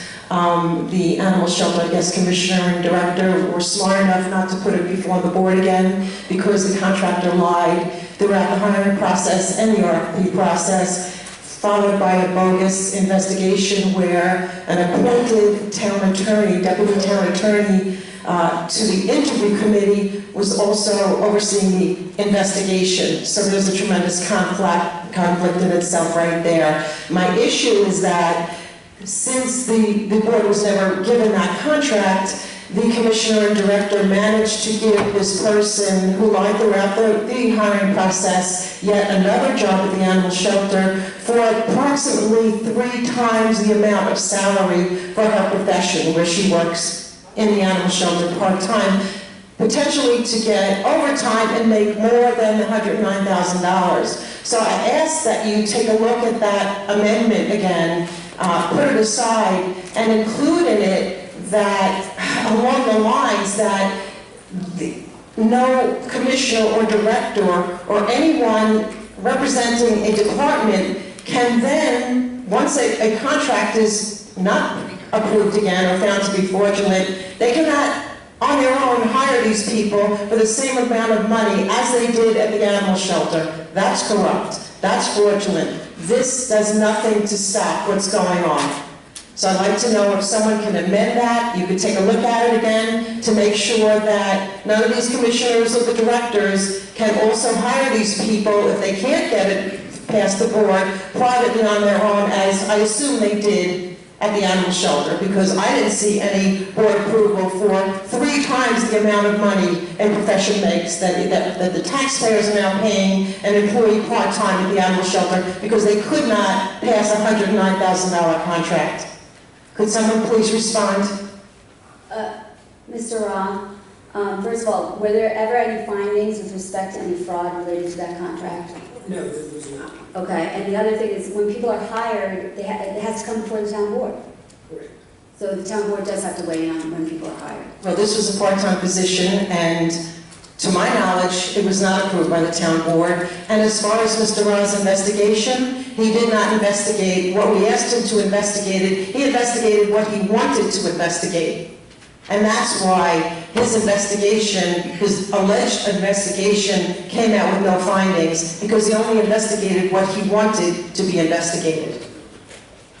So are you saying, because I'm getting conflicts, and in fact, Mr. Ra, you've told me a number of times that the board, in fact, needs to approve part-time, and then you've told me that they do not need to approve part-time, because we have a part-timer making 3 times the salary of a profession because they could not pass a fraudulent order. And by the way, if there was no fraudulence, your commissioner would have put up the resolution to renew that contract, but they did not. Ms. Madden, I'm sorry, your time is... I understand. Is someone going to answer that question? Do you need approval to hire a part-timer at any department? Since we've been here, supervisors, part-timers have not come before the town board for approval. Okay, you're saying they never have part-timers? They have to be within the budget, is that it? Correct. Okay. So they never have before? That's what, I've only been here for a short time. Mr. Giesecke doesn't believe they've ever come. So how does this amendment handle that then? Because it's a catch-22, it doesn't address that. This relates to contracts. That would be a totally different resolution relating to hiring. But it could be put in this resolution if you wanted to. Okay. Thank you, Ms. Madden. Catherine Tarasio? Tarasio.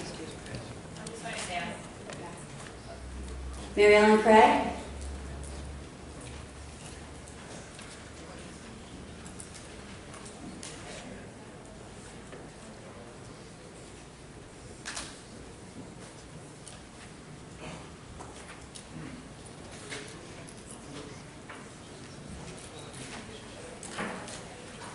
Mary Ellen Craig, 436 Locust Avenue, Uniondale.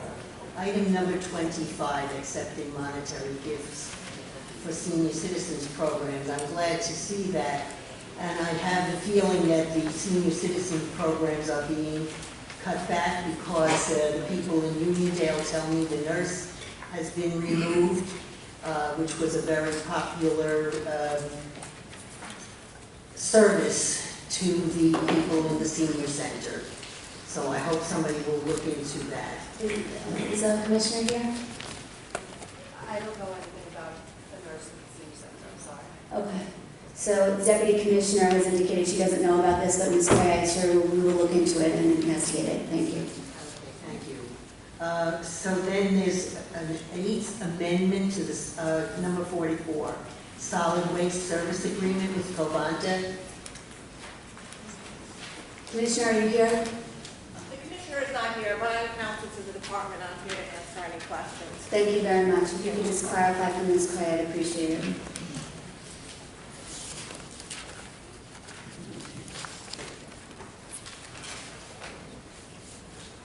Good afternoon, Francesca Capitano, counsel to the Department of Sanitation.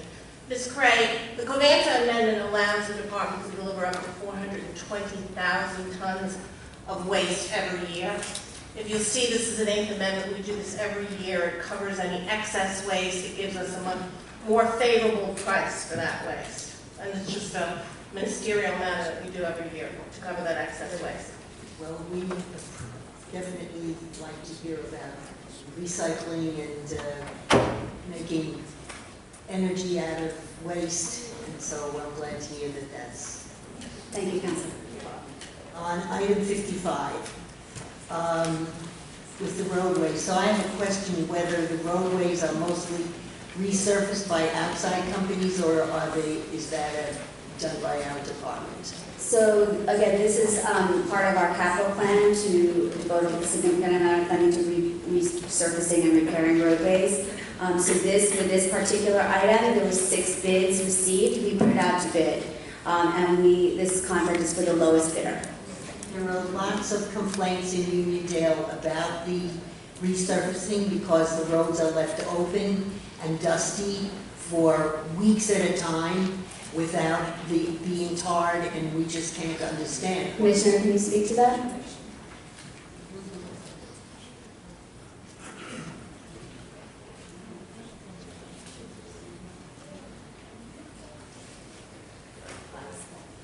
Yeah, so there's 2 contracts. These cover roads throughout the entire town of Hempstead, all different areas throughout the town.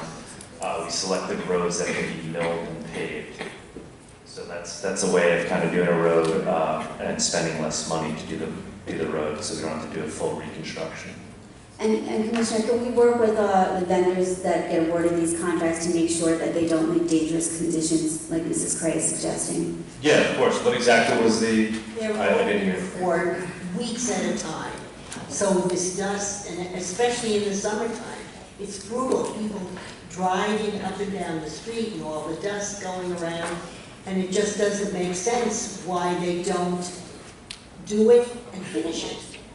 Yeah, we'll certainly work to improve that. That could be because the contractor that gets hired, he's coordinating many jobs at once, and he does them at different stages. So he has to come back and pave at appropriate times. But we'll certainly try to better manage that. But there may be reasons why that is being done. I mean, 3 weeks, 4 weeks is a long time to have a road open and have people having to drive on it and deal with the dust. We'll certainly take that into consideration, especially with this larger contract that's going out. Thank you. On item 60, Beechwood, I'd like to compliment Beechwood on the way that they cleared the property on Merrick Avenue where the Jewish Center previously was. They left mature trees, and this is in direct contrast with what was done by Engel Berman at Holly Patterson, where they left a desert. I hope that the town will work in the future to prevent that, because it's really improper. They could have left the perimeters with a tree, you know, there were trees and shrubs along the perimeters. That would have filtered the dust. Instead, now all of that dust is blowing on those houses which are on the perimeter of the property. So I think that Beechwood is to be complimented. They, instead of taking down beautiful trees, they left them, and whatever the town can do to prevent this desertification of properties by developers will be appreciated. Thank you, Ms. Cray. I've told this before, we are working with my council and council to the town board majority are working on a tree ordinance. Ms. Jacobs?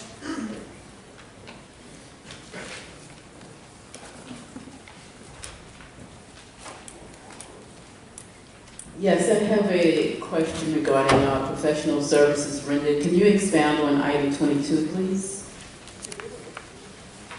With that in comment. Sorry, I don't think you stated your name and address. I'm sorry. Paul Jacobs, President of the Milton Barton Civic Association in India.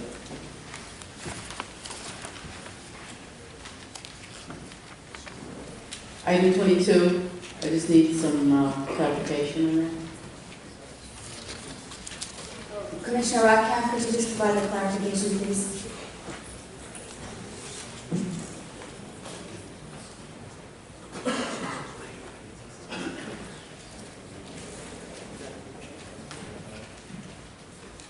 Good afternoon. So number 22 is professional services are in reference to Cashman Associates, as well as our contractor L&G Ruggiero, who is our demo contractors. Okay, so what is the scope of the work regarding these communities? I'm happy to see that these issues are being addressed, but could you explain or clarify the scope of work that was performed? Sure. Most of them were for unsafe structures, swimming pools, things like that, that were either boarded up, or there were reports that were prepared for the town board for possible Chapter 90s. Okay, and because I do have an issue, an ongoing issue, 615 Unionville Avenue, and can you provide an update with that, sir? Yes, as far as 615 Unionville Avenue, I believe Mr. Lipinski from my office informed you that it was put out to bid to demo the building, and when it was put out, the purchasing department didn't put down to have it done as a controlled demo. So we're re-putting it back out to make it as a controlled demo, because there is so much asbestos in that building that if they had to remove everything first, it would cause a larger amount of cost. So this is the best way to do it for the residents of the town. Yes, the reason I asked, because in the last meeting I was here, you stated that there would be a 30-day turnaround before there would be some action taken, and this is well over 30 days. Okay, and as I said to you, the contract was put out. Unfortunately, it did not go out as a control demo. They put it out as a regular demo. So it's going back out. Again, once the bids come in, we'll award the contract, and then we'll demo the property. So that is the only roadblock that's impeding you from demolition of this property at this time? That's the only roadblock that's impeding this demolition? That is correct. Okay, so do you have any sort of time frame when this will turn around and receive the turnaround on this? Again, I just forwarded the information to purchasing to ask them to rebid it. It has to get circulated through the town board. The supervisor's office has to sign it, the controller's office, the town attorney's office, and at that time, purchasing has to advertise it, they have to bid it, and then we have to award the bid. So you're speaking of perhaps another 30 days? It's going to probably be more than that before we actually take demo, because it has to be bid out, and then when the town board has to award. Because you know this property has been there, unsafe structure for many, many years. It's an unsafe structure, it is, because there are bricks that's falling off of the chimney. Okay, neighbors text me all the time with these issues. I know there was a fence put up there, thank you, by the town of Hempstead. However, children still climb through that fence, and I just wanted to make it clear, put it on record that it is an unsafe structure. Commissioner, have you checked the structure to make sure it's safe? until we get a chance to do. Yes, and we put a fence around the property. Okay, but it is unsafe, I know that for a fact. And one more, Commissioner, while you're here, 576 Unionville Avenue, the quick lube oil change, unsightly structure. Yes, Unionville Avenue. that's the Quick Lube gas station. We boarded up the pump stations. We've given them numerous appearance tickets for property maintenance issues. So they are currently in court. They're currently in court? Correct. Okay. For what sort of violation? Are they state violations or town violations? State code violations, property maintenance code. Okay, thank you. Thank you, Ms. Jacobs. Thank you, Commissioner. Eric Alexander?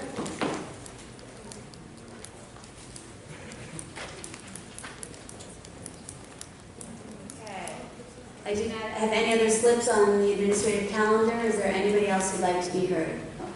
Please compose. I put my name down, I don't know why.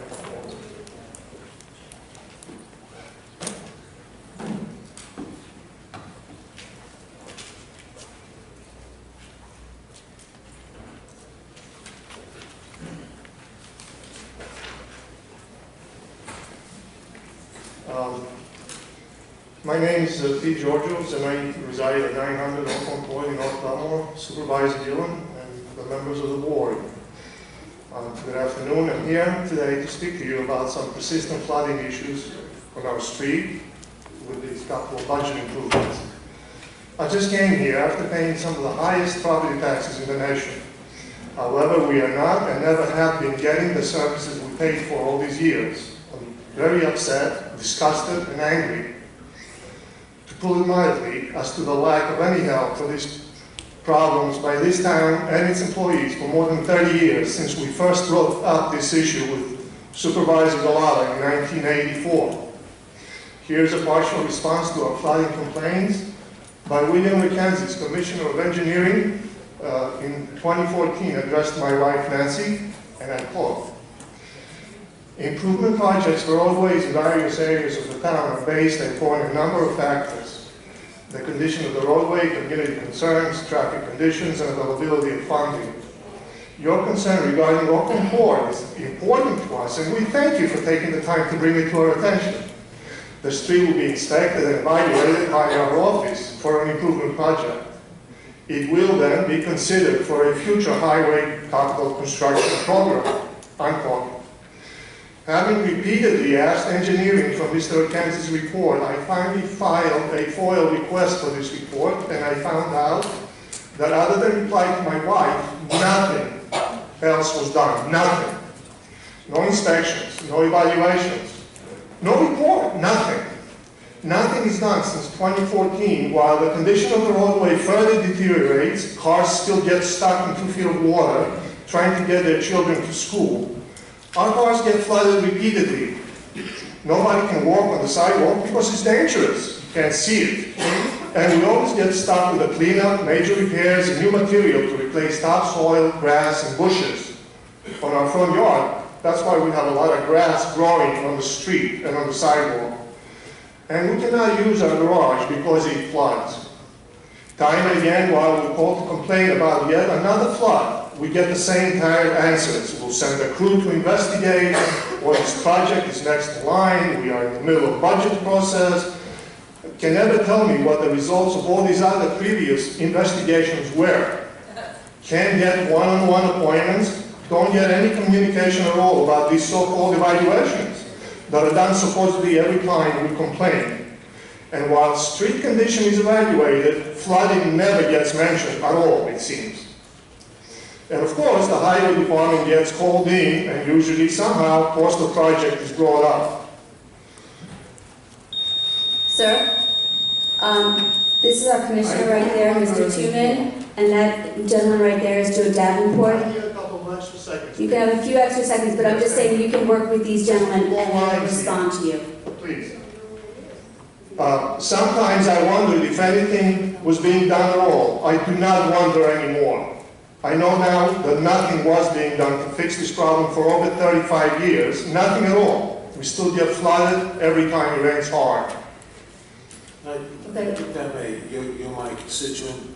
My office has been working with you constantly. We refer to traffic safety in the past, we referred to engineering constantly. I understand Mr. Tubman's office, the engineering, is in touch with you constantly, back and forth. Constantly is not the word that I will use, sir. He only calls me when you call him, and I don't understand why. And when I'm asking for the details, I don't get any details. What is the communication in that? Well, you know what, Mr. Tillman is here right now. I'd like him to come up, and that is just so you know who he is, and then go back in the glass room there and speak with him. No, he's right here. And you can go in that glass room right behind here and discuss it. He'll tell you, and maybe even show you where, you don't seem to understand what the problem is here. The problem here is not with this year's engineering department, and I am yelling a little bit because I'm more persistent now. But the problem is for 30 years, nothing has been done on this, no movement. When I asked the engineering department, what are the results of the reports that you've been getting since 14? I get no reports. Why were they not, the flooding issue never is looked at? Never. Sir, if I could I'll just... just tell you this, I've been here for 2 years. Let's get it taken care of. Mr. Tillman's going to sit with you and discuss what we can do. And let me tell you, anything we can do, we will do. Well, you know what, it's easy. What we can do is fix this problem. Sir, I can't answer for what happened over 30 years, but let's address this right now. I'm sure Mr. Tuman and Mr. Davenport from my office will work with you and give you information, okay? Thank you for coming. I'm getting some information right now, but it's irrelevant. Again, they're pushing it off to the side. They're giving it off to an engineering company to investigate what the problems are. Well, the problems are right in front of their charts. If you take a look at the way that this thing was designed and built and never improved, you can see what the problems are. Okay, Mr. Tuman, would you, Mr. Davenport, meet with this gentleman? I do just want to say that Yes. for the record, we are looking at it in great detail among many other drainage issues throughout the town. We have issued it to a consultant for the purpose of trying to tackle it in the best way possible. This is not an easy fix. It's among many drainage issues that the town has, and we put it out to a consultant so that we could properly prioritize which ones to tackle first. And this one is very high on our list, but we need to properly assess all the drainage issues so we can use the money properly to alleviate these issues. How far along are we in our process and the analysis by the consultant? Consultants wrapping up their study now. They've even reached out to this gentleman. They've been on site with him. At least they've tried. And we should be getting answers pretty soon as to what the study will reveal, and then we're going to use that to make our decisions on which problems to tackle first. Hopefully this will be one of them among the ones that we have. Commissioner Tillman, this gentleman took time, he was here a long time today. He's dressed to the nines. He looked dapper, by the way. He's been extremely polite on the phone with us, and he's waited 30 years. If we can expedite anything for him, would you keep me in the loop on it to let my office know what's going on, so I can respond to him also? 100%. I'm also hoping that from the study there might be some kind of shortcut solution that will allow us to potentially alleviate things before we implement a larger solution. Okay, just to clarify. They might have looked at the plans of the sewer system, I think. Just to clarify, we don't expedite things because people look dapper. We expedite things if there's a very pressing need that's important to our residents. So, thank you. 35 years of inaction. That's the worst part about it. I'm sorry about that, but we're going to try to address it now. Health is on its way. Well, I will hold you to it, sir, and I will be here on the next meeting to inform you of the progress that we're making. Thank you so much. Thank you so much. All right, I do not have any other slips on the administrative calendar. Is there anybody else who'd like to be heard?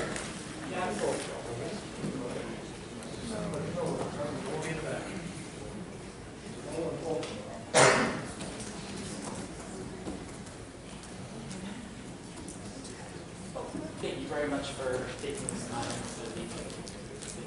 Okay. Do you have to state your name and address, please, for the record? My name is Aaron Ross, and I live in Atlantic Beach. My address is 54 Jefferson Boulevard. Thank you. And the reason why I'm here is because I would like to kindly ask you to propose a new legislation for tobacco 25.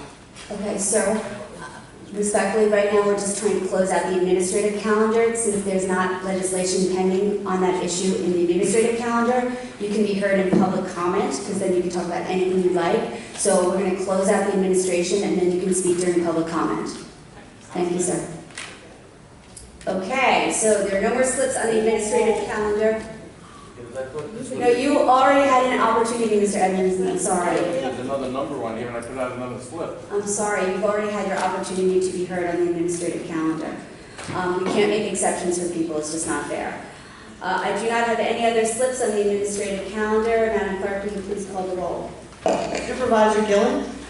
Okay, on the administrative calendar, I vote yes, with the exception of item number 23, because I understand there's still some issues with jurisdictional issues with respect to the location selected. Also, with respect to item number 75, that is a resolution, I put up a resolution to appoint outside independent counsel from the firm of Hogan and Lovells. The town council put up a competing resolution to appoint a council of their choosing.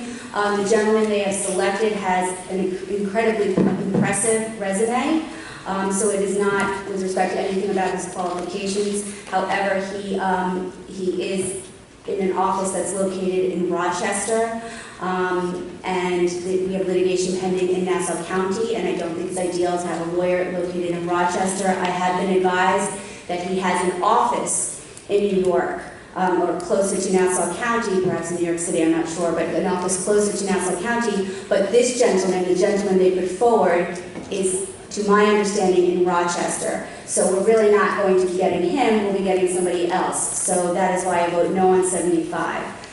Finally, I also vote on, oh, I'm sorry, that's number 74. I also vote no on certain items within the personnel resolution, which is item 62. I vote no on Mario Polio. This personnel action was never discussed with my office, and there's only $17,500 left available for salaries, according to the controller's office within this department. And we still have 3 people on the Tosner list from this department who have to be made full-time. So there is no money for a random, unbudgeted step increase for this gentleman, so I vote no. Also, I vote no on Deborah Weinrid, who is proposed to be a new hire to be counsel to DGS. There is no position in DGS's budget for an attorney. And if we are hiring attorneys, the town attorney's office is in desperate need of help. We should not be depleting funds for the town attorney's office to supply an attorney to department when no attorney, to my knowledge, has ever been assigned to that department before. There's no money in DGS's budget for it. And in addition to that, with respect to the new hires for the town attorney's office, we tried to conduct an open and transparent process to provide an opportunity for anybody who is interested in being employed by our town attorney's office to submit their resumes. We posted the job, which is what we should do as a town, to create an environment where anybody can have the opportunity to do business or to work for the town. That job was posted. We have resumes on file. We are waiting to work with the town attorney's office to interview the candidates who submitted their resumes.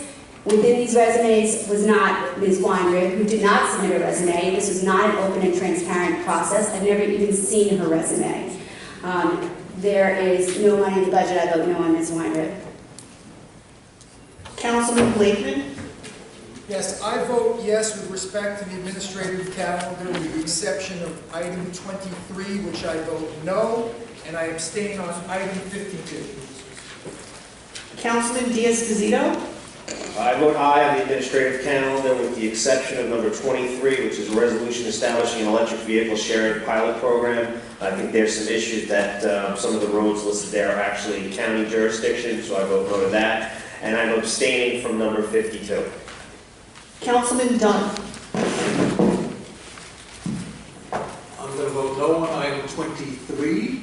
I'm abstaining from item 52, and I vote aye on the rest of the calendar. Senior Councilwoman Gooseby? I vote no on 23, I abstain from 52, and certainly I will abstain from 74. And first of all, we're already under investigation. These items are already being investigated, so I don't see why we need to hire more lawyers. Ms. Senior Councilwoman, I'm just telling you that they filed a lawsuit against us now, so we need a lawyer. I agree with this. I still think we just wait till the federal government finishes what they have to do. We brought the FBI in, so let them fight. We have a compliance officer that we hired, so we have so much now. We need that money to help with the plan. Senior Councilwoman, there's a lawsuit that's been filed against us, and we need to defend ourselves in that No, not this lawsuit. one. I'm abstaining from 52, and I'm abstaining from 74. That's it. Councilwoman King Sweeney? Yes, with the exception of 23 for all the reasons that everyone has explained. Number 52, I'm abstaining on that, and I do note that the firm of Hogan Lovells is incredibly well respected. The attorney that the supervisor selected, a very impressive attorney. He would have been fine to handle the case. That said, the reason why I am voting in favor of the law firm in Rochester is that the location of someone in Rochester was actually purposeful, and it's actually a member of the Democratic Party, not the Republican Party. We tried to have it removed from complete political interference and influence, and because he has a New York City office, I think that will be fine. And then I also want to mention just publicly that I did send a letter yesterday to the Eastern District of New York, providing them with copies of resolutions for both law firms in case either one was selected, advising them that it was no one's intention to obstruct their investigation or otherwise impede it, and to have them please reach out to us should they have concerns about the hiring of either law firm. So I'm voting in favor of the Rochester law firm. And then finally, I am recusing myself on item number 58, the hiring of the security consultant, simply because I recently accepted a campaign donation from one of the principals. They are a well-respected firm, and I'm sure that they will serve the town well. Supervisor, if I may be heard on that issue with regard to item 74, I just want to explain that if you pay careful attention to that resolution, it has nothing to do with any investigation. It was the feeling of most of the members of the town board that we should have independent counsel, considering that there are some people in the county that have been involved in the controversy. We want to remove that issue and have someone independent who will deal with the contracts only to give advice to the town board or to represent the town in the pending litigation or any other litigation concerning those contracts. But it is not an investigation of any way, shape, or form. We will do nothing to step on the toes of any investigation that's pending by any governmental agency, and we will not take part in any parallel investigation. That is not our function right now, and that is the purpose of hiring outside counsel, just to administer these contracts, render advice to the town board, and if necessary, to represent the town of Hempstead in the event there's any litigation. I have been advised this morning that there is litigation. Yes, I echo that. It's up to the FBI to conduct a criminal investigation. It is not up to our attorney to conduct a criminal investigation. It is up to our attorney to participate in the civil remedies that are available to us as a township with respect to these contracts, and advocate on behalf of the town and the taxpayers of this town. Councilman Mascarella. I'd like to vote yes on all, no on 23, and I will be abstaining from number 52.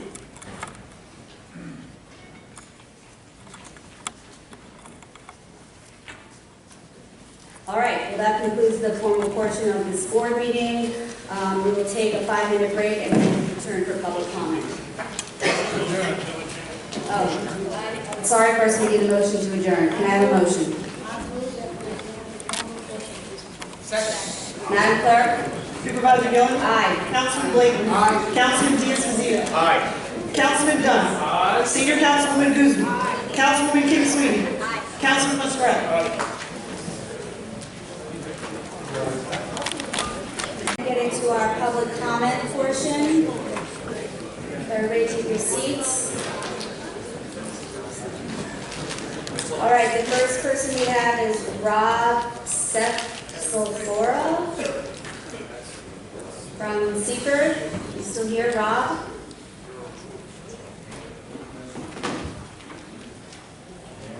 Christine Purett from Seaford. Christine Purett, are you still here? Felix Bocacci.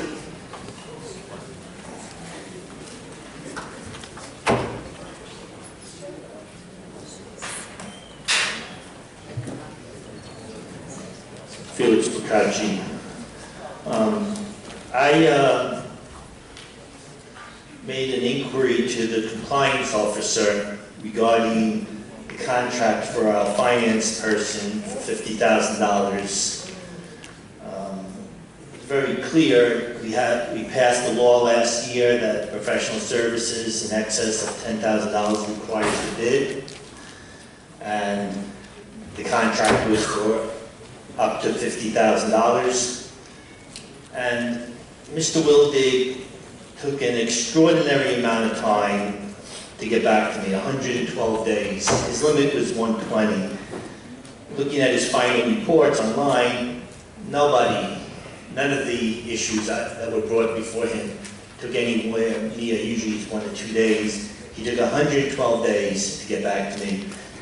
And his letter that I just received yesterday, yesterday, is essentially incorrect in his assumption. He's saying he's used guideline number 3, and he just used the first part of a sentence, except when directed by the town board. And this was his justification for allowing a $50,000 contract to go through without a bid. But he forgets to read the rest of the sentence. Which contract is this, Felix? The contract for the finance person, for Mr. Mastro Marino. Except when directed by the town board or otherwise provided in the guidelines, no solicitation of written proposals or quotations shall be required under the following circumstances. That's the whole sentence. And then it goes on to say acquisition of professional services in the amount of $10,000 or less. And then it goes through emergencies and written justifications, sole source, and whatnot. So he truncated the sentence, and this was the entire 112 days of analysis. 112 days of analysis. This is what I get. Where he says, Mr. Procacci had investigated a complaint concerning possible violation of the procurement rules, and he cites the first part of the sentence, except when directed by the town board, and forgets the rest of the sentence as if it doesn't matter. So according to this, you could do whatever the hell you want, because you could violate any law as long as the town board approves it, which is essentially what he's telling me. Well, let's get an opinion. It's very clear that I don't want to get an opinion from you, and I don't want to hear from you. I don't want to hear from you. Well, you're just a bunch of hot air. You haven't said one intelligent thing since you've been here. Mr. Everything you say is freaking stupid. Mr. Bocacci, please don't insult the council members. That's the truth. You gotta calm down. That's the truth. You know, I don't disparage you. Because you're an idiot, and I'm not. Okay? You're a freaking idiot. My time is up. I'm gonna agree with you all the time, Felix. No, you're an idiot. You're a freaking idiot. Please stop insulting. You're a goddamn idiot. Shut the hell up for once. All right, Mr. Bocacci, I'm sorry, I might have to ask you to leave if you're going to attack council members. Lawton Bryant.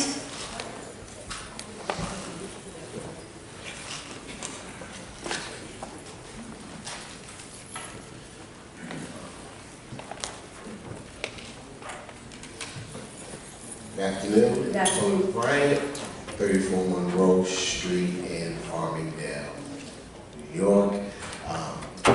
This is Shepherd, Carlton Road, Oyster Bay, New York. the reason for why we're here today is because the Landmark Commission had voted unanimously on St. Matthias Church in Wanto at the corner of Jerusalem and Oakfield Road for it to be presented to this board for landmark status. And it was done in February, and as of this date, it still has not come to this board yet for a recommendation or for a hearing. And this concerns us very much because this church has certainly been in the community since built in 1904. It certainly is a staple for Native Americans and African Americans who attended that church until recently. And we're very concerned that the building is going to be torn down. And it's such a vital part of our history. We both certainly were members there. And So we just had a similar issue with another property that was recommended for landmark designation in Franklin Square. And, did we just do that one? What we did, Supervisor, with the Franklin Square Movie Theater is we approved a public hearing. So at the next meeting, there will be a public hearing with regard to the Franklin Square Movie Theater and whether the town board approves their landmark status, which was recommended by the Landmarks Committee. I think at the same time, I think it was at the same meeting, so for some reason that didn't get over to us, but we'll take a look at that designation, and you know, if everything was done procedurally correctly, then we'll act on it. We'll put it forward before the board, so we might call for a public hearing at the next town board meeting. Okay? Okay. Yeah, if I could add, I live in Wanto, I represent Wanto, but where the church is, and I'm well aware of the issues surrounding it, and it's a wonderful church. Councilman Dunn, who's not here right now, it's actually in his district. No, not where the church is. Well, I certainly would have asked because Oh. I'm aware of that, and I know that's in any churches. Yes, it is. Was, it's part of my family history dating back to the early 17 and 1800s. Okay. So if you keep your eye on our town website, or if you want to leave your information, you can have the councilman in charge of the district get in touch with you just to let you know if it's going to be on the agenda, if you want to come back and be heard again. Okay. Okay? Okay, thank you very much. Thank you. Pete Giorgio? Pete Giorgio from Belmore? I think that's the gentleman who actually spoke about flooding. I see the gentleman who came to speak during the administrative calendar, and you wanted to speak about smoking issues. I'm not sure I moved your slip into public comment, so if you could just come forward, I want to give you the opportunity to speak.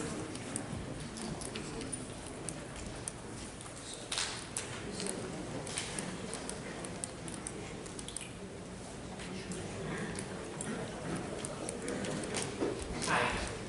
Hello. Okay, so. Again, just please state your name and address for the record. Yes, Aaron Ross, 54 Jefferson Boulevard, Landing Beach. And I'm here to discuss Tobacco 25. Are you aware of what's happening in North Hempstead? Do you know Judy Bosworth? Yes, we know Judy Bosworth. In fact, Mr. Pitnick, who's my counsel, used to work as a deputy town attorney in North Hempstead, so he's very familiar with her. Wonderful. And one of the things that she has proposed is Tobacco 25. Basically, there is a state law where the minimum age to purchase cigarettes, tobacco, and nicotine products is 21. However, I also think it would be a good idea to raise it even further to 25. And that is within the jurisdiction of local municipalities. So if the town of North Hempstead decided to raise it to 25, they may be doing that as early as next year. And I think that it would be a great idea to do that here as well. Big Tobacco, as you may be well aware of, has made billions of dollars selling their dangerous and addictive products to young people. And a lot of the times they specifically market their their cigarettes to young people.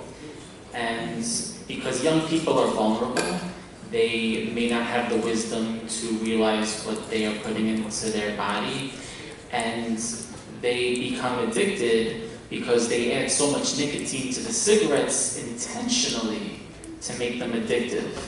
And it is a major health crisis.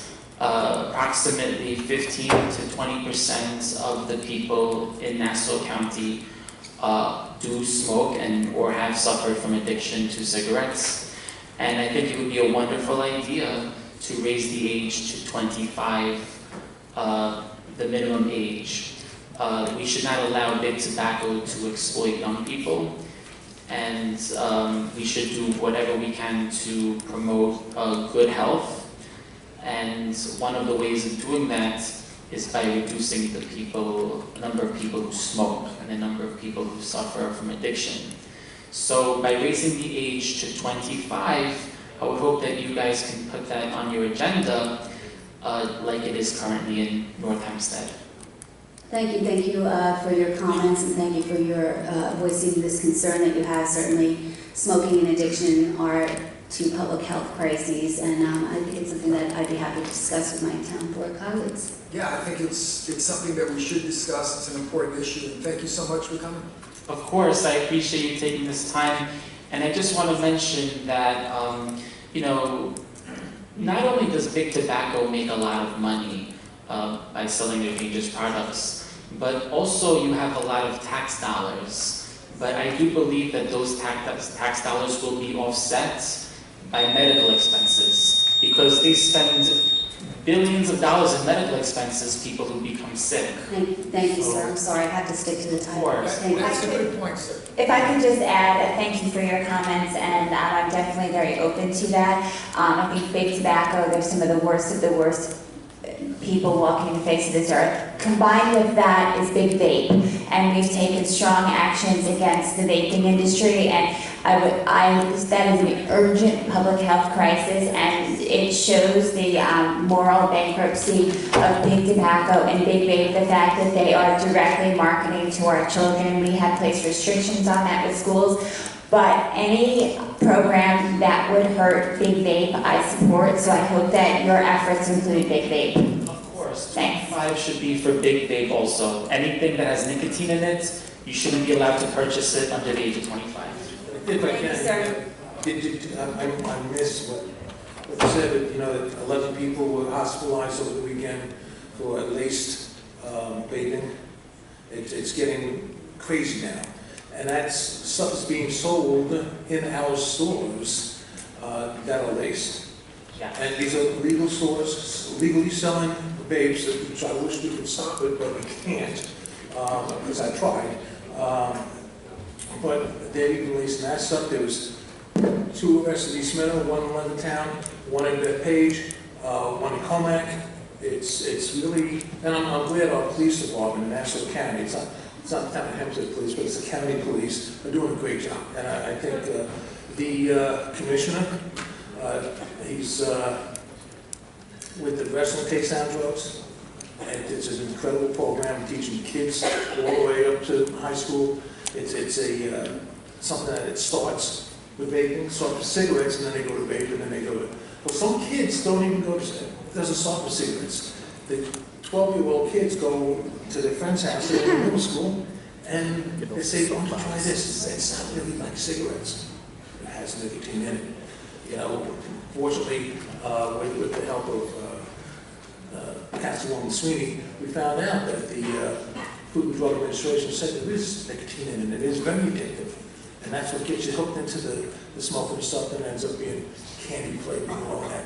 So there's vapes all over, getting worse and worse. Black is being sold up in the Bronx, which makes you run around banging your head against brick walls and stuff. There's really bad stuff out there, and that's why we're aggressively trying to stop vaping in our town. And anything and everything we can do, we always have our attorneys looking and researching for us, trying to find ways. If you come up with something, please let us know and let us help you. Don't let them sell it to anyone under the age of 25. 25? 25. Make 25 the minimum age. Well, then the flag is still going to be knocking their heads against the wall, you know, something like that. That's in the right direction. Thank you, Mr. Ross. Thank you so much. Valerie Lamb.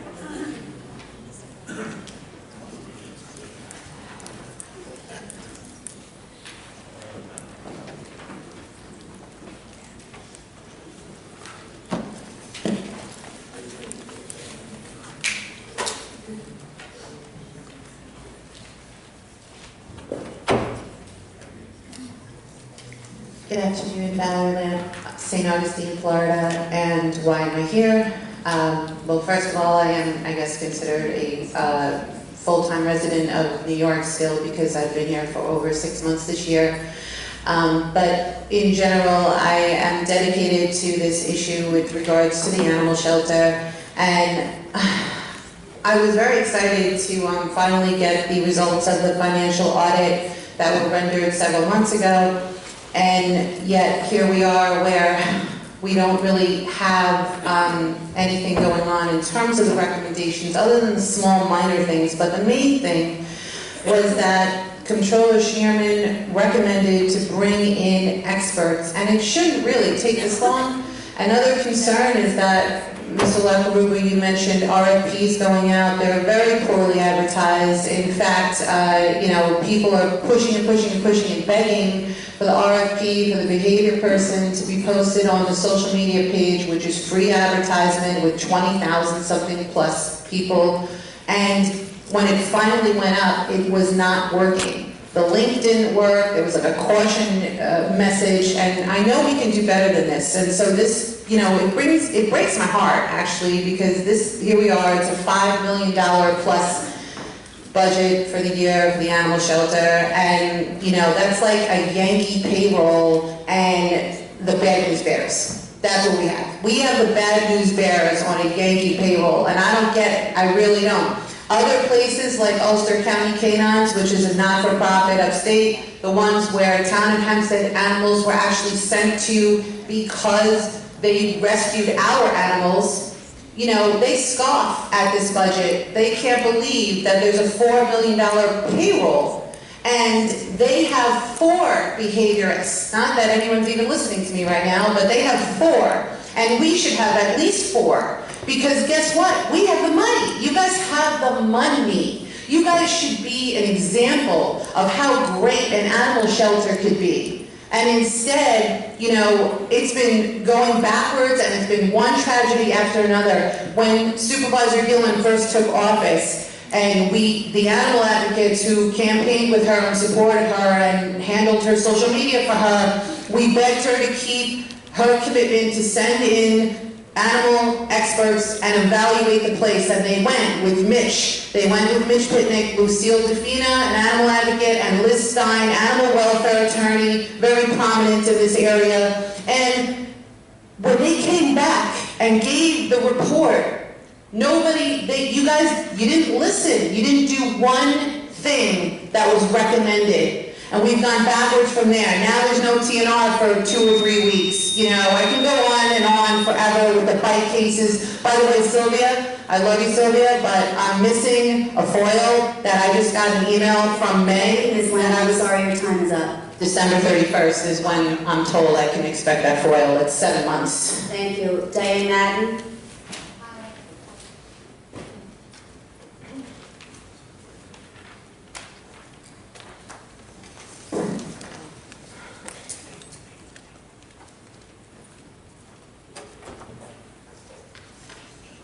I am Madden, full disclosure, running for Hempstead Town as supervisor this fall.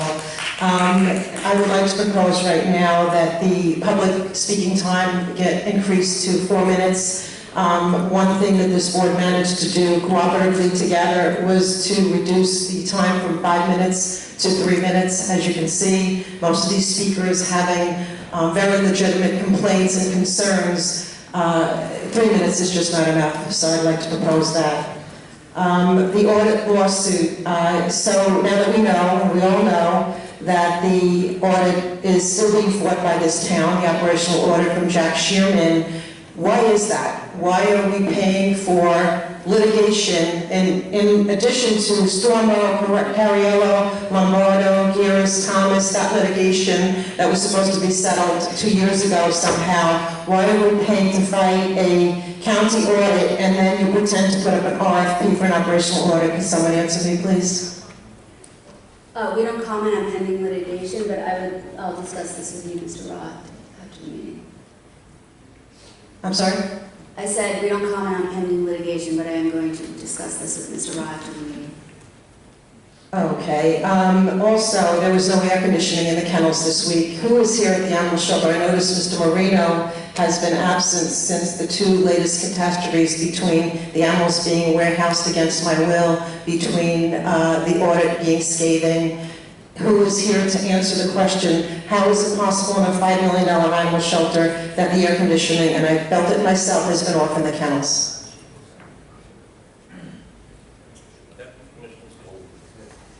Deputy Commissioner, are you here?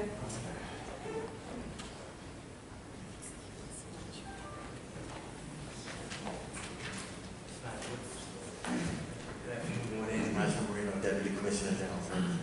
Ms. Patton, what day are you talking about? This is news to me.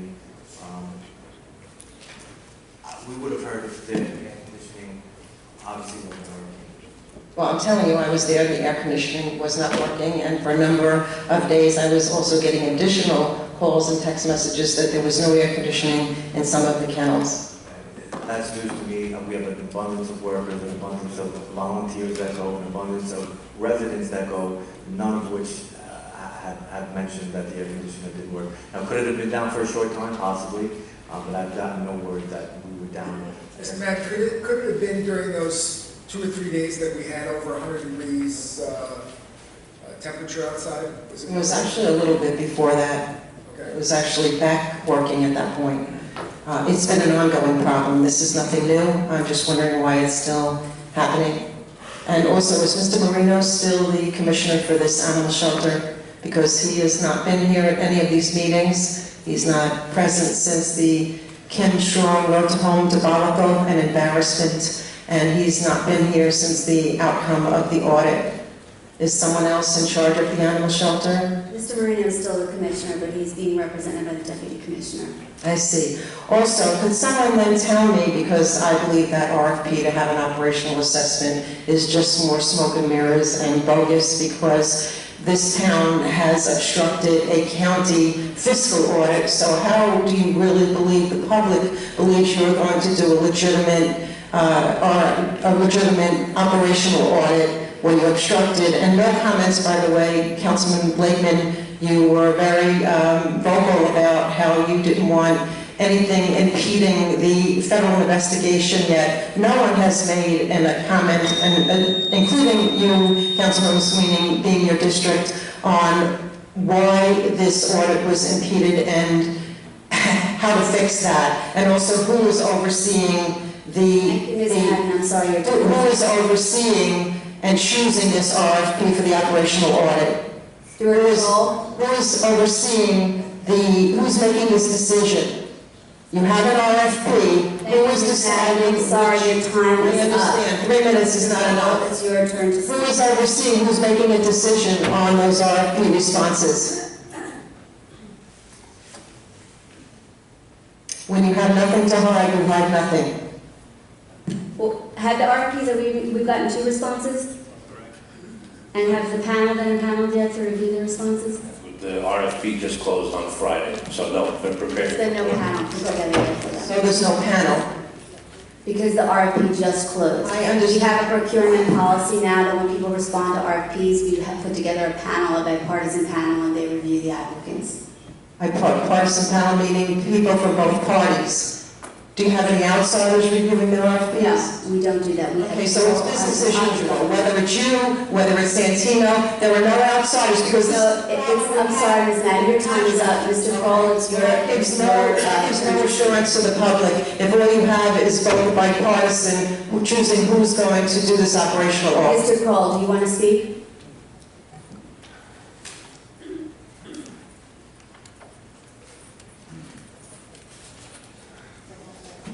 Stu Kroll, Great Great, thank you. Let's see, I've got a number of things to talk about. I want to start with the town shelter. Laura, I know you don't have the votes to get rid of Pastori. The board will not allow it. We can only speculate as to why. Do you actually want to get rid of him, transfer him, fire him, whatever? You want to take a position on that? I'm not taking a position on that. Not taking a position. Okay, so whether the board would allow it or not, you don't want to commit to that. Okay. We've increased the budget from $4 to $5 million. The shelter has had fewer TNR days this year than any other previous year. I've now been told to be a 2-week hiatus from TNR occurring later in August. This is the middle of kitten season. In previous years, there was a 1-year break. So who decided that this extra time is now necessary to take off? I mean, I'd like to know what the reason was and who authorized it. This will cause tremendous problems for trappers, and subsequently young kittens will languish on the street. Perhaps we can do something about eliminating that extra week off. Also, how can we pretend to have a smidgen, of ethics when we hire an individual, Fonte, at a salary of $55 an hour when 4 times she lied on her job application? Any other job that you had outside of the town of Hempstead, if it was a university and you claimed to have a doctorate, you didn't, they fire you immediately. So it just totally speaks of the lack of any ethics to go ahead and do that. Anyway, at the last meeting, I was wondering why vaping stores are condemned by the town board, and I'm against vaping as well, but puppy mill stores are left to exist unchecked. Laura Curran, as we now know, took large donations from these store owners, so I certainly understand, though I don't agree with her reluctance to crack down on them. Why does our town board do nothing about this? These days, particularly the mother cats are horribly abused. It would be so terrible for once to put politics aside and do the right thing. As such, who on the board would now like to do the right thing and propose legislation banning puppy mill stores? Do I have any takers? Doesn't seem that way. Okay. All animals sold in stores should be, rescue animals, as is the case in many municipalities throughout the country. It is becoming increasingly distressing to hear about alleged backroom deals with town commissioners and those doing business with the town. I keep asking myself why this is happening. The answer is twofold. The penalties are minuscule at best, and the culture of nepotism and patronage breeds individuals who are not terribly interested in serving their constituents, but rather in bettering their own situation. We recently had a town supervisor on Long Island plead guilty to corruption. He will serve no jail time, there's not even probation. And this is beyond ridiculous. Anyway, at the last board meeting, it was proposed to have an outside agency audit the building department at a cost of $30,000. If the people who spoke about this issue at the board meeting here are a representative sample, the board should follow the lead and wishes of their constituents and support the proposal. Instead, it was soundly defeated here because that was in the best interest of the town board. The good news is a federal subpoena was issued for an audit of the situation. Perhaps we can, save the town some money by having a federal audit first of the building department and then of the town shelter. Thank you. I'd just like to comment on what you had to say. First of all, I think the rescue dogs make the best dogs. My son has a rescue dog. Just such a grateful, loyal dog. It's terrific, friendly. People say it's part pit bull, it may be, but it's very gentle. I don't think it's the dogs, I think it's the people that make dogs violent.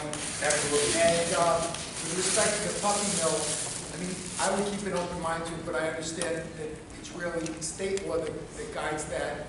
And You could certainly have many municipalities throughout the country, obviously separate from the state, have enacted legislation that only rescue animals can be sold in these stores.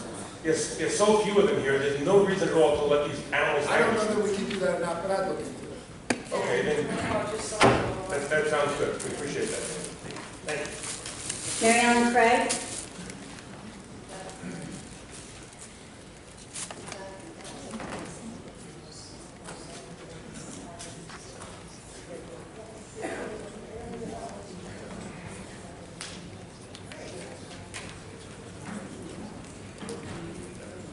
So you may know that I had contacted Senior Councilwoman's office about the church on the corner of Jerusalem and Oakfield, asking for landmark status and for it to, if it could not stay on the property, to be moved to Old Bethpage Village.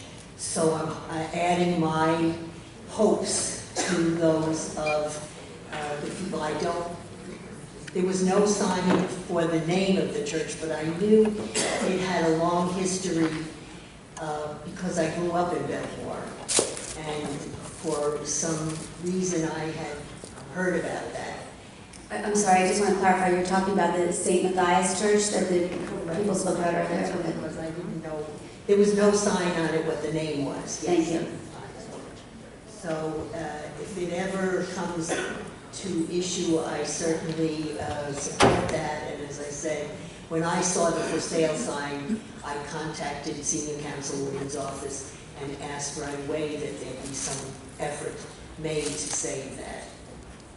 Speaking to the people from the congregation gives me even more reason to suggest that. They seem to have had very viable congregation and seem to have been pushed out by the larger diocese. So whatever can be done to save it would be great. Thank you, Ms. Craig. Teresa Kabutka.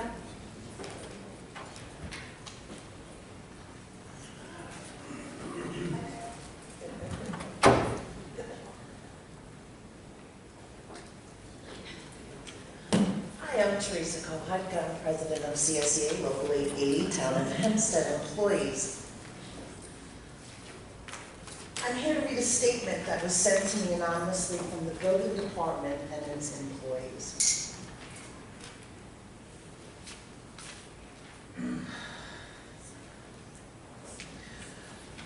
And it starts out, I'm going to edit it a little bit, but it starts out with, due to unwarranted verbal attacks against the Department of Buildings, I would like to request that the below be read in front of the supervisor and the town board at the next scheduled town board meeting. Quoted, the Town of Hempstead Department of Building Services the residents and businesses of the largest township in America. On a daily basis, our department receives and processes dozens of applicants, building permits and complaints, and our hard-working team of civil servants field and service these requests. As a team, we do our best to accommodate each and every request with fairness, equality, and life safety in mind. However, there have been several disparaging comments made recently by our current supervisor pertaining to the Department of Buildings. Specifically speaking of receiving countless complaints of corruption and of lack of transparency within the department. As a current employee of the department and proud union member for the past 15 years, I'm shocked, insulted, and angered by both the accusations and the ill-advised and misleading position that the supervisor has taken. The bottom line is, the comments are factually inaccurate, meritless, and disrespectful, as this is being done solely for political grandstanding. And to make matters worse, the supervisor has done so without providing any facts or findings, and this is clearly a smear campaign against the same employees she promised to protect. From my perspective, to release a blanket statement against the entire department and to vilify a workforce of more than 80 union employees is irresponsible, dangerous, and unbecoming. The fact of the matter is, the Department of Buildings is made up of a large group of civil servants, each of whom return every day as fathers, mothers, brothers, sisters, sons, daughters, and neighbors. For the supervisor to label us as corrupt, based not on facts and findings, but rather than on anonymous accusations and complaints, is insulting, degrading, and just plain wrong. Perhaps she has forgotten that we're also the Town of Hempstead residents and voters, and our families and members, friends, and neighbors.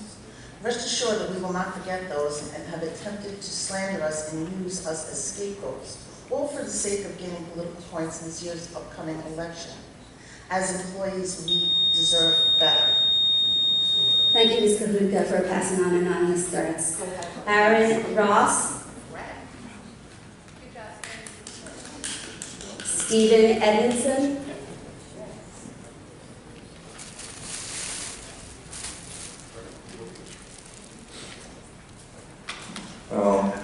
Talking about the building department, I might agree with the supervisor on that.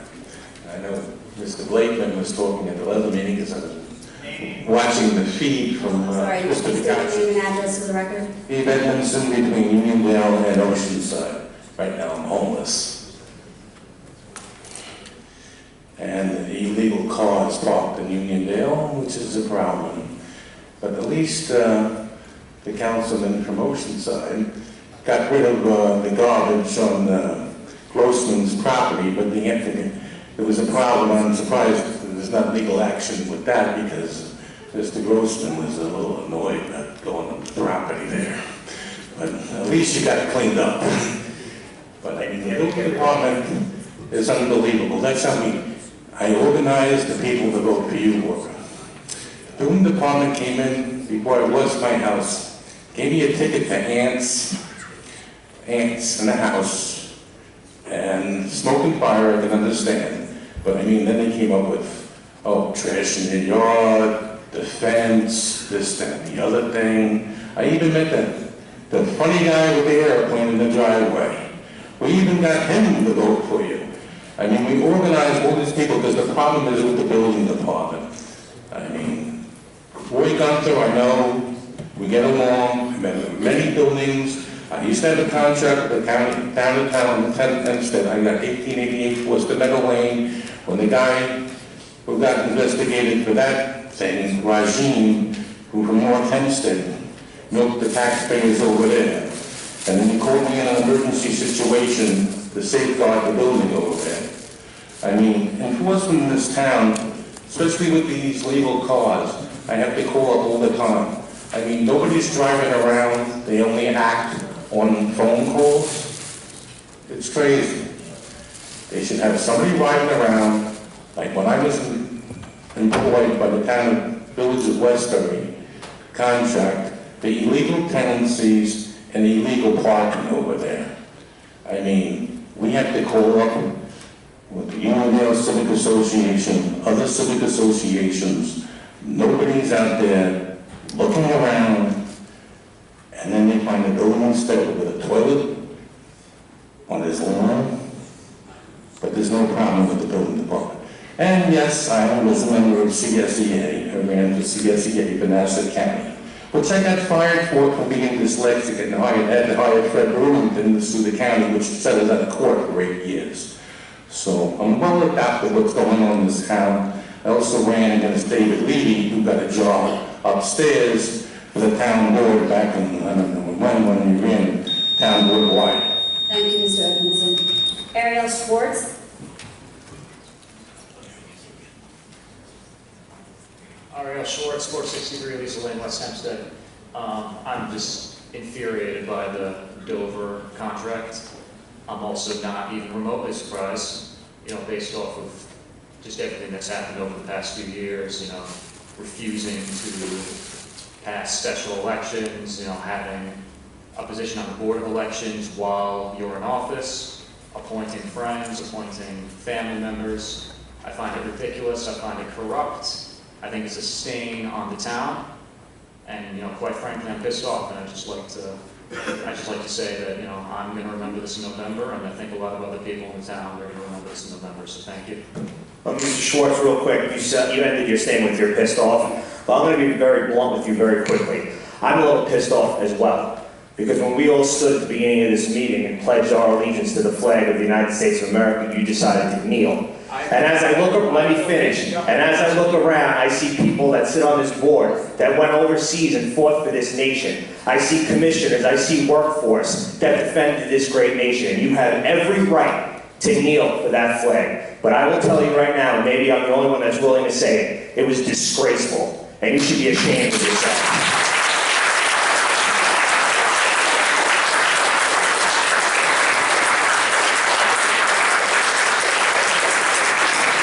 That concludes today's town board meeting. Everybody have a nice day.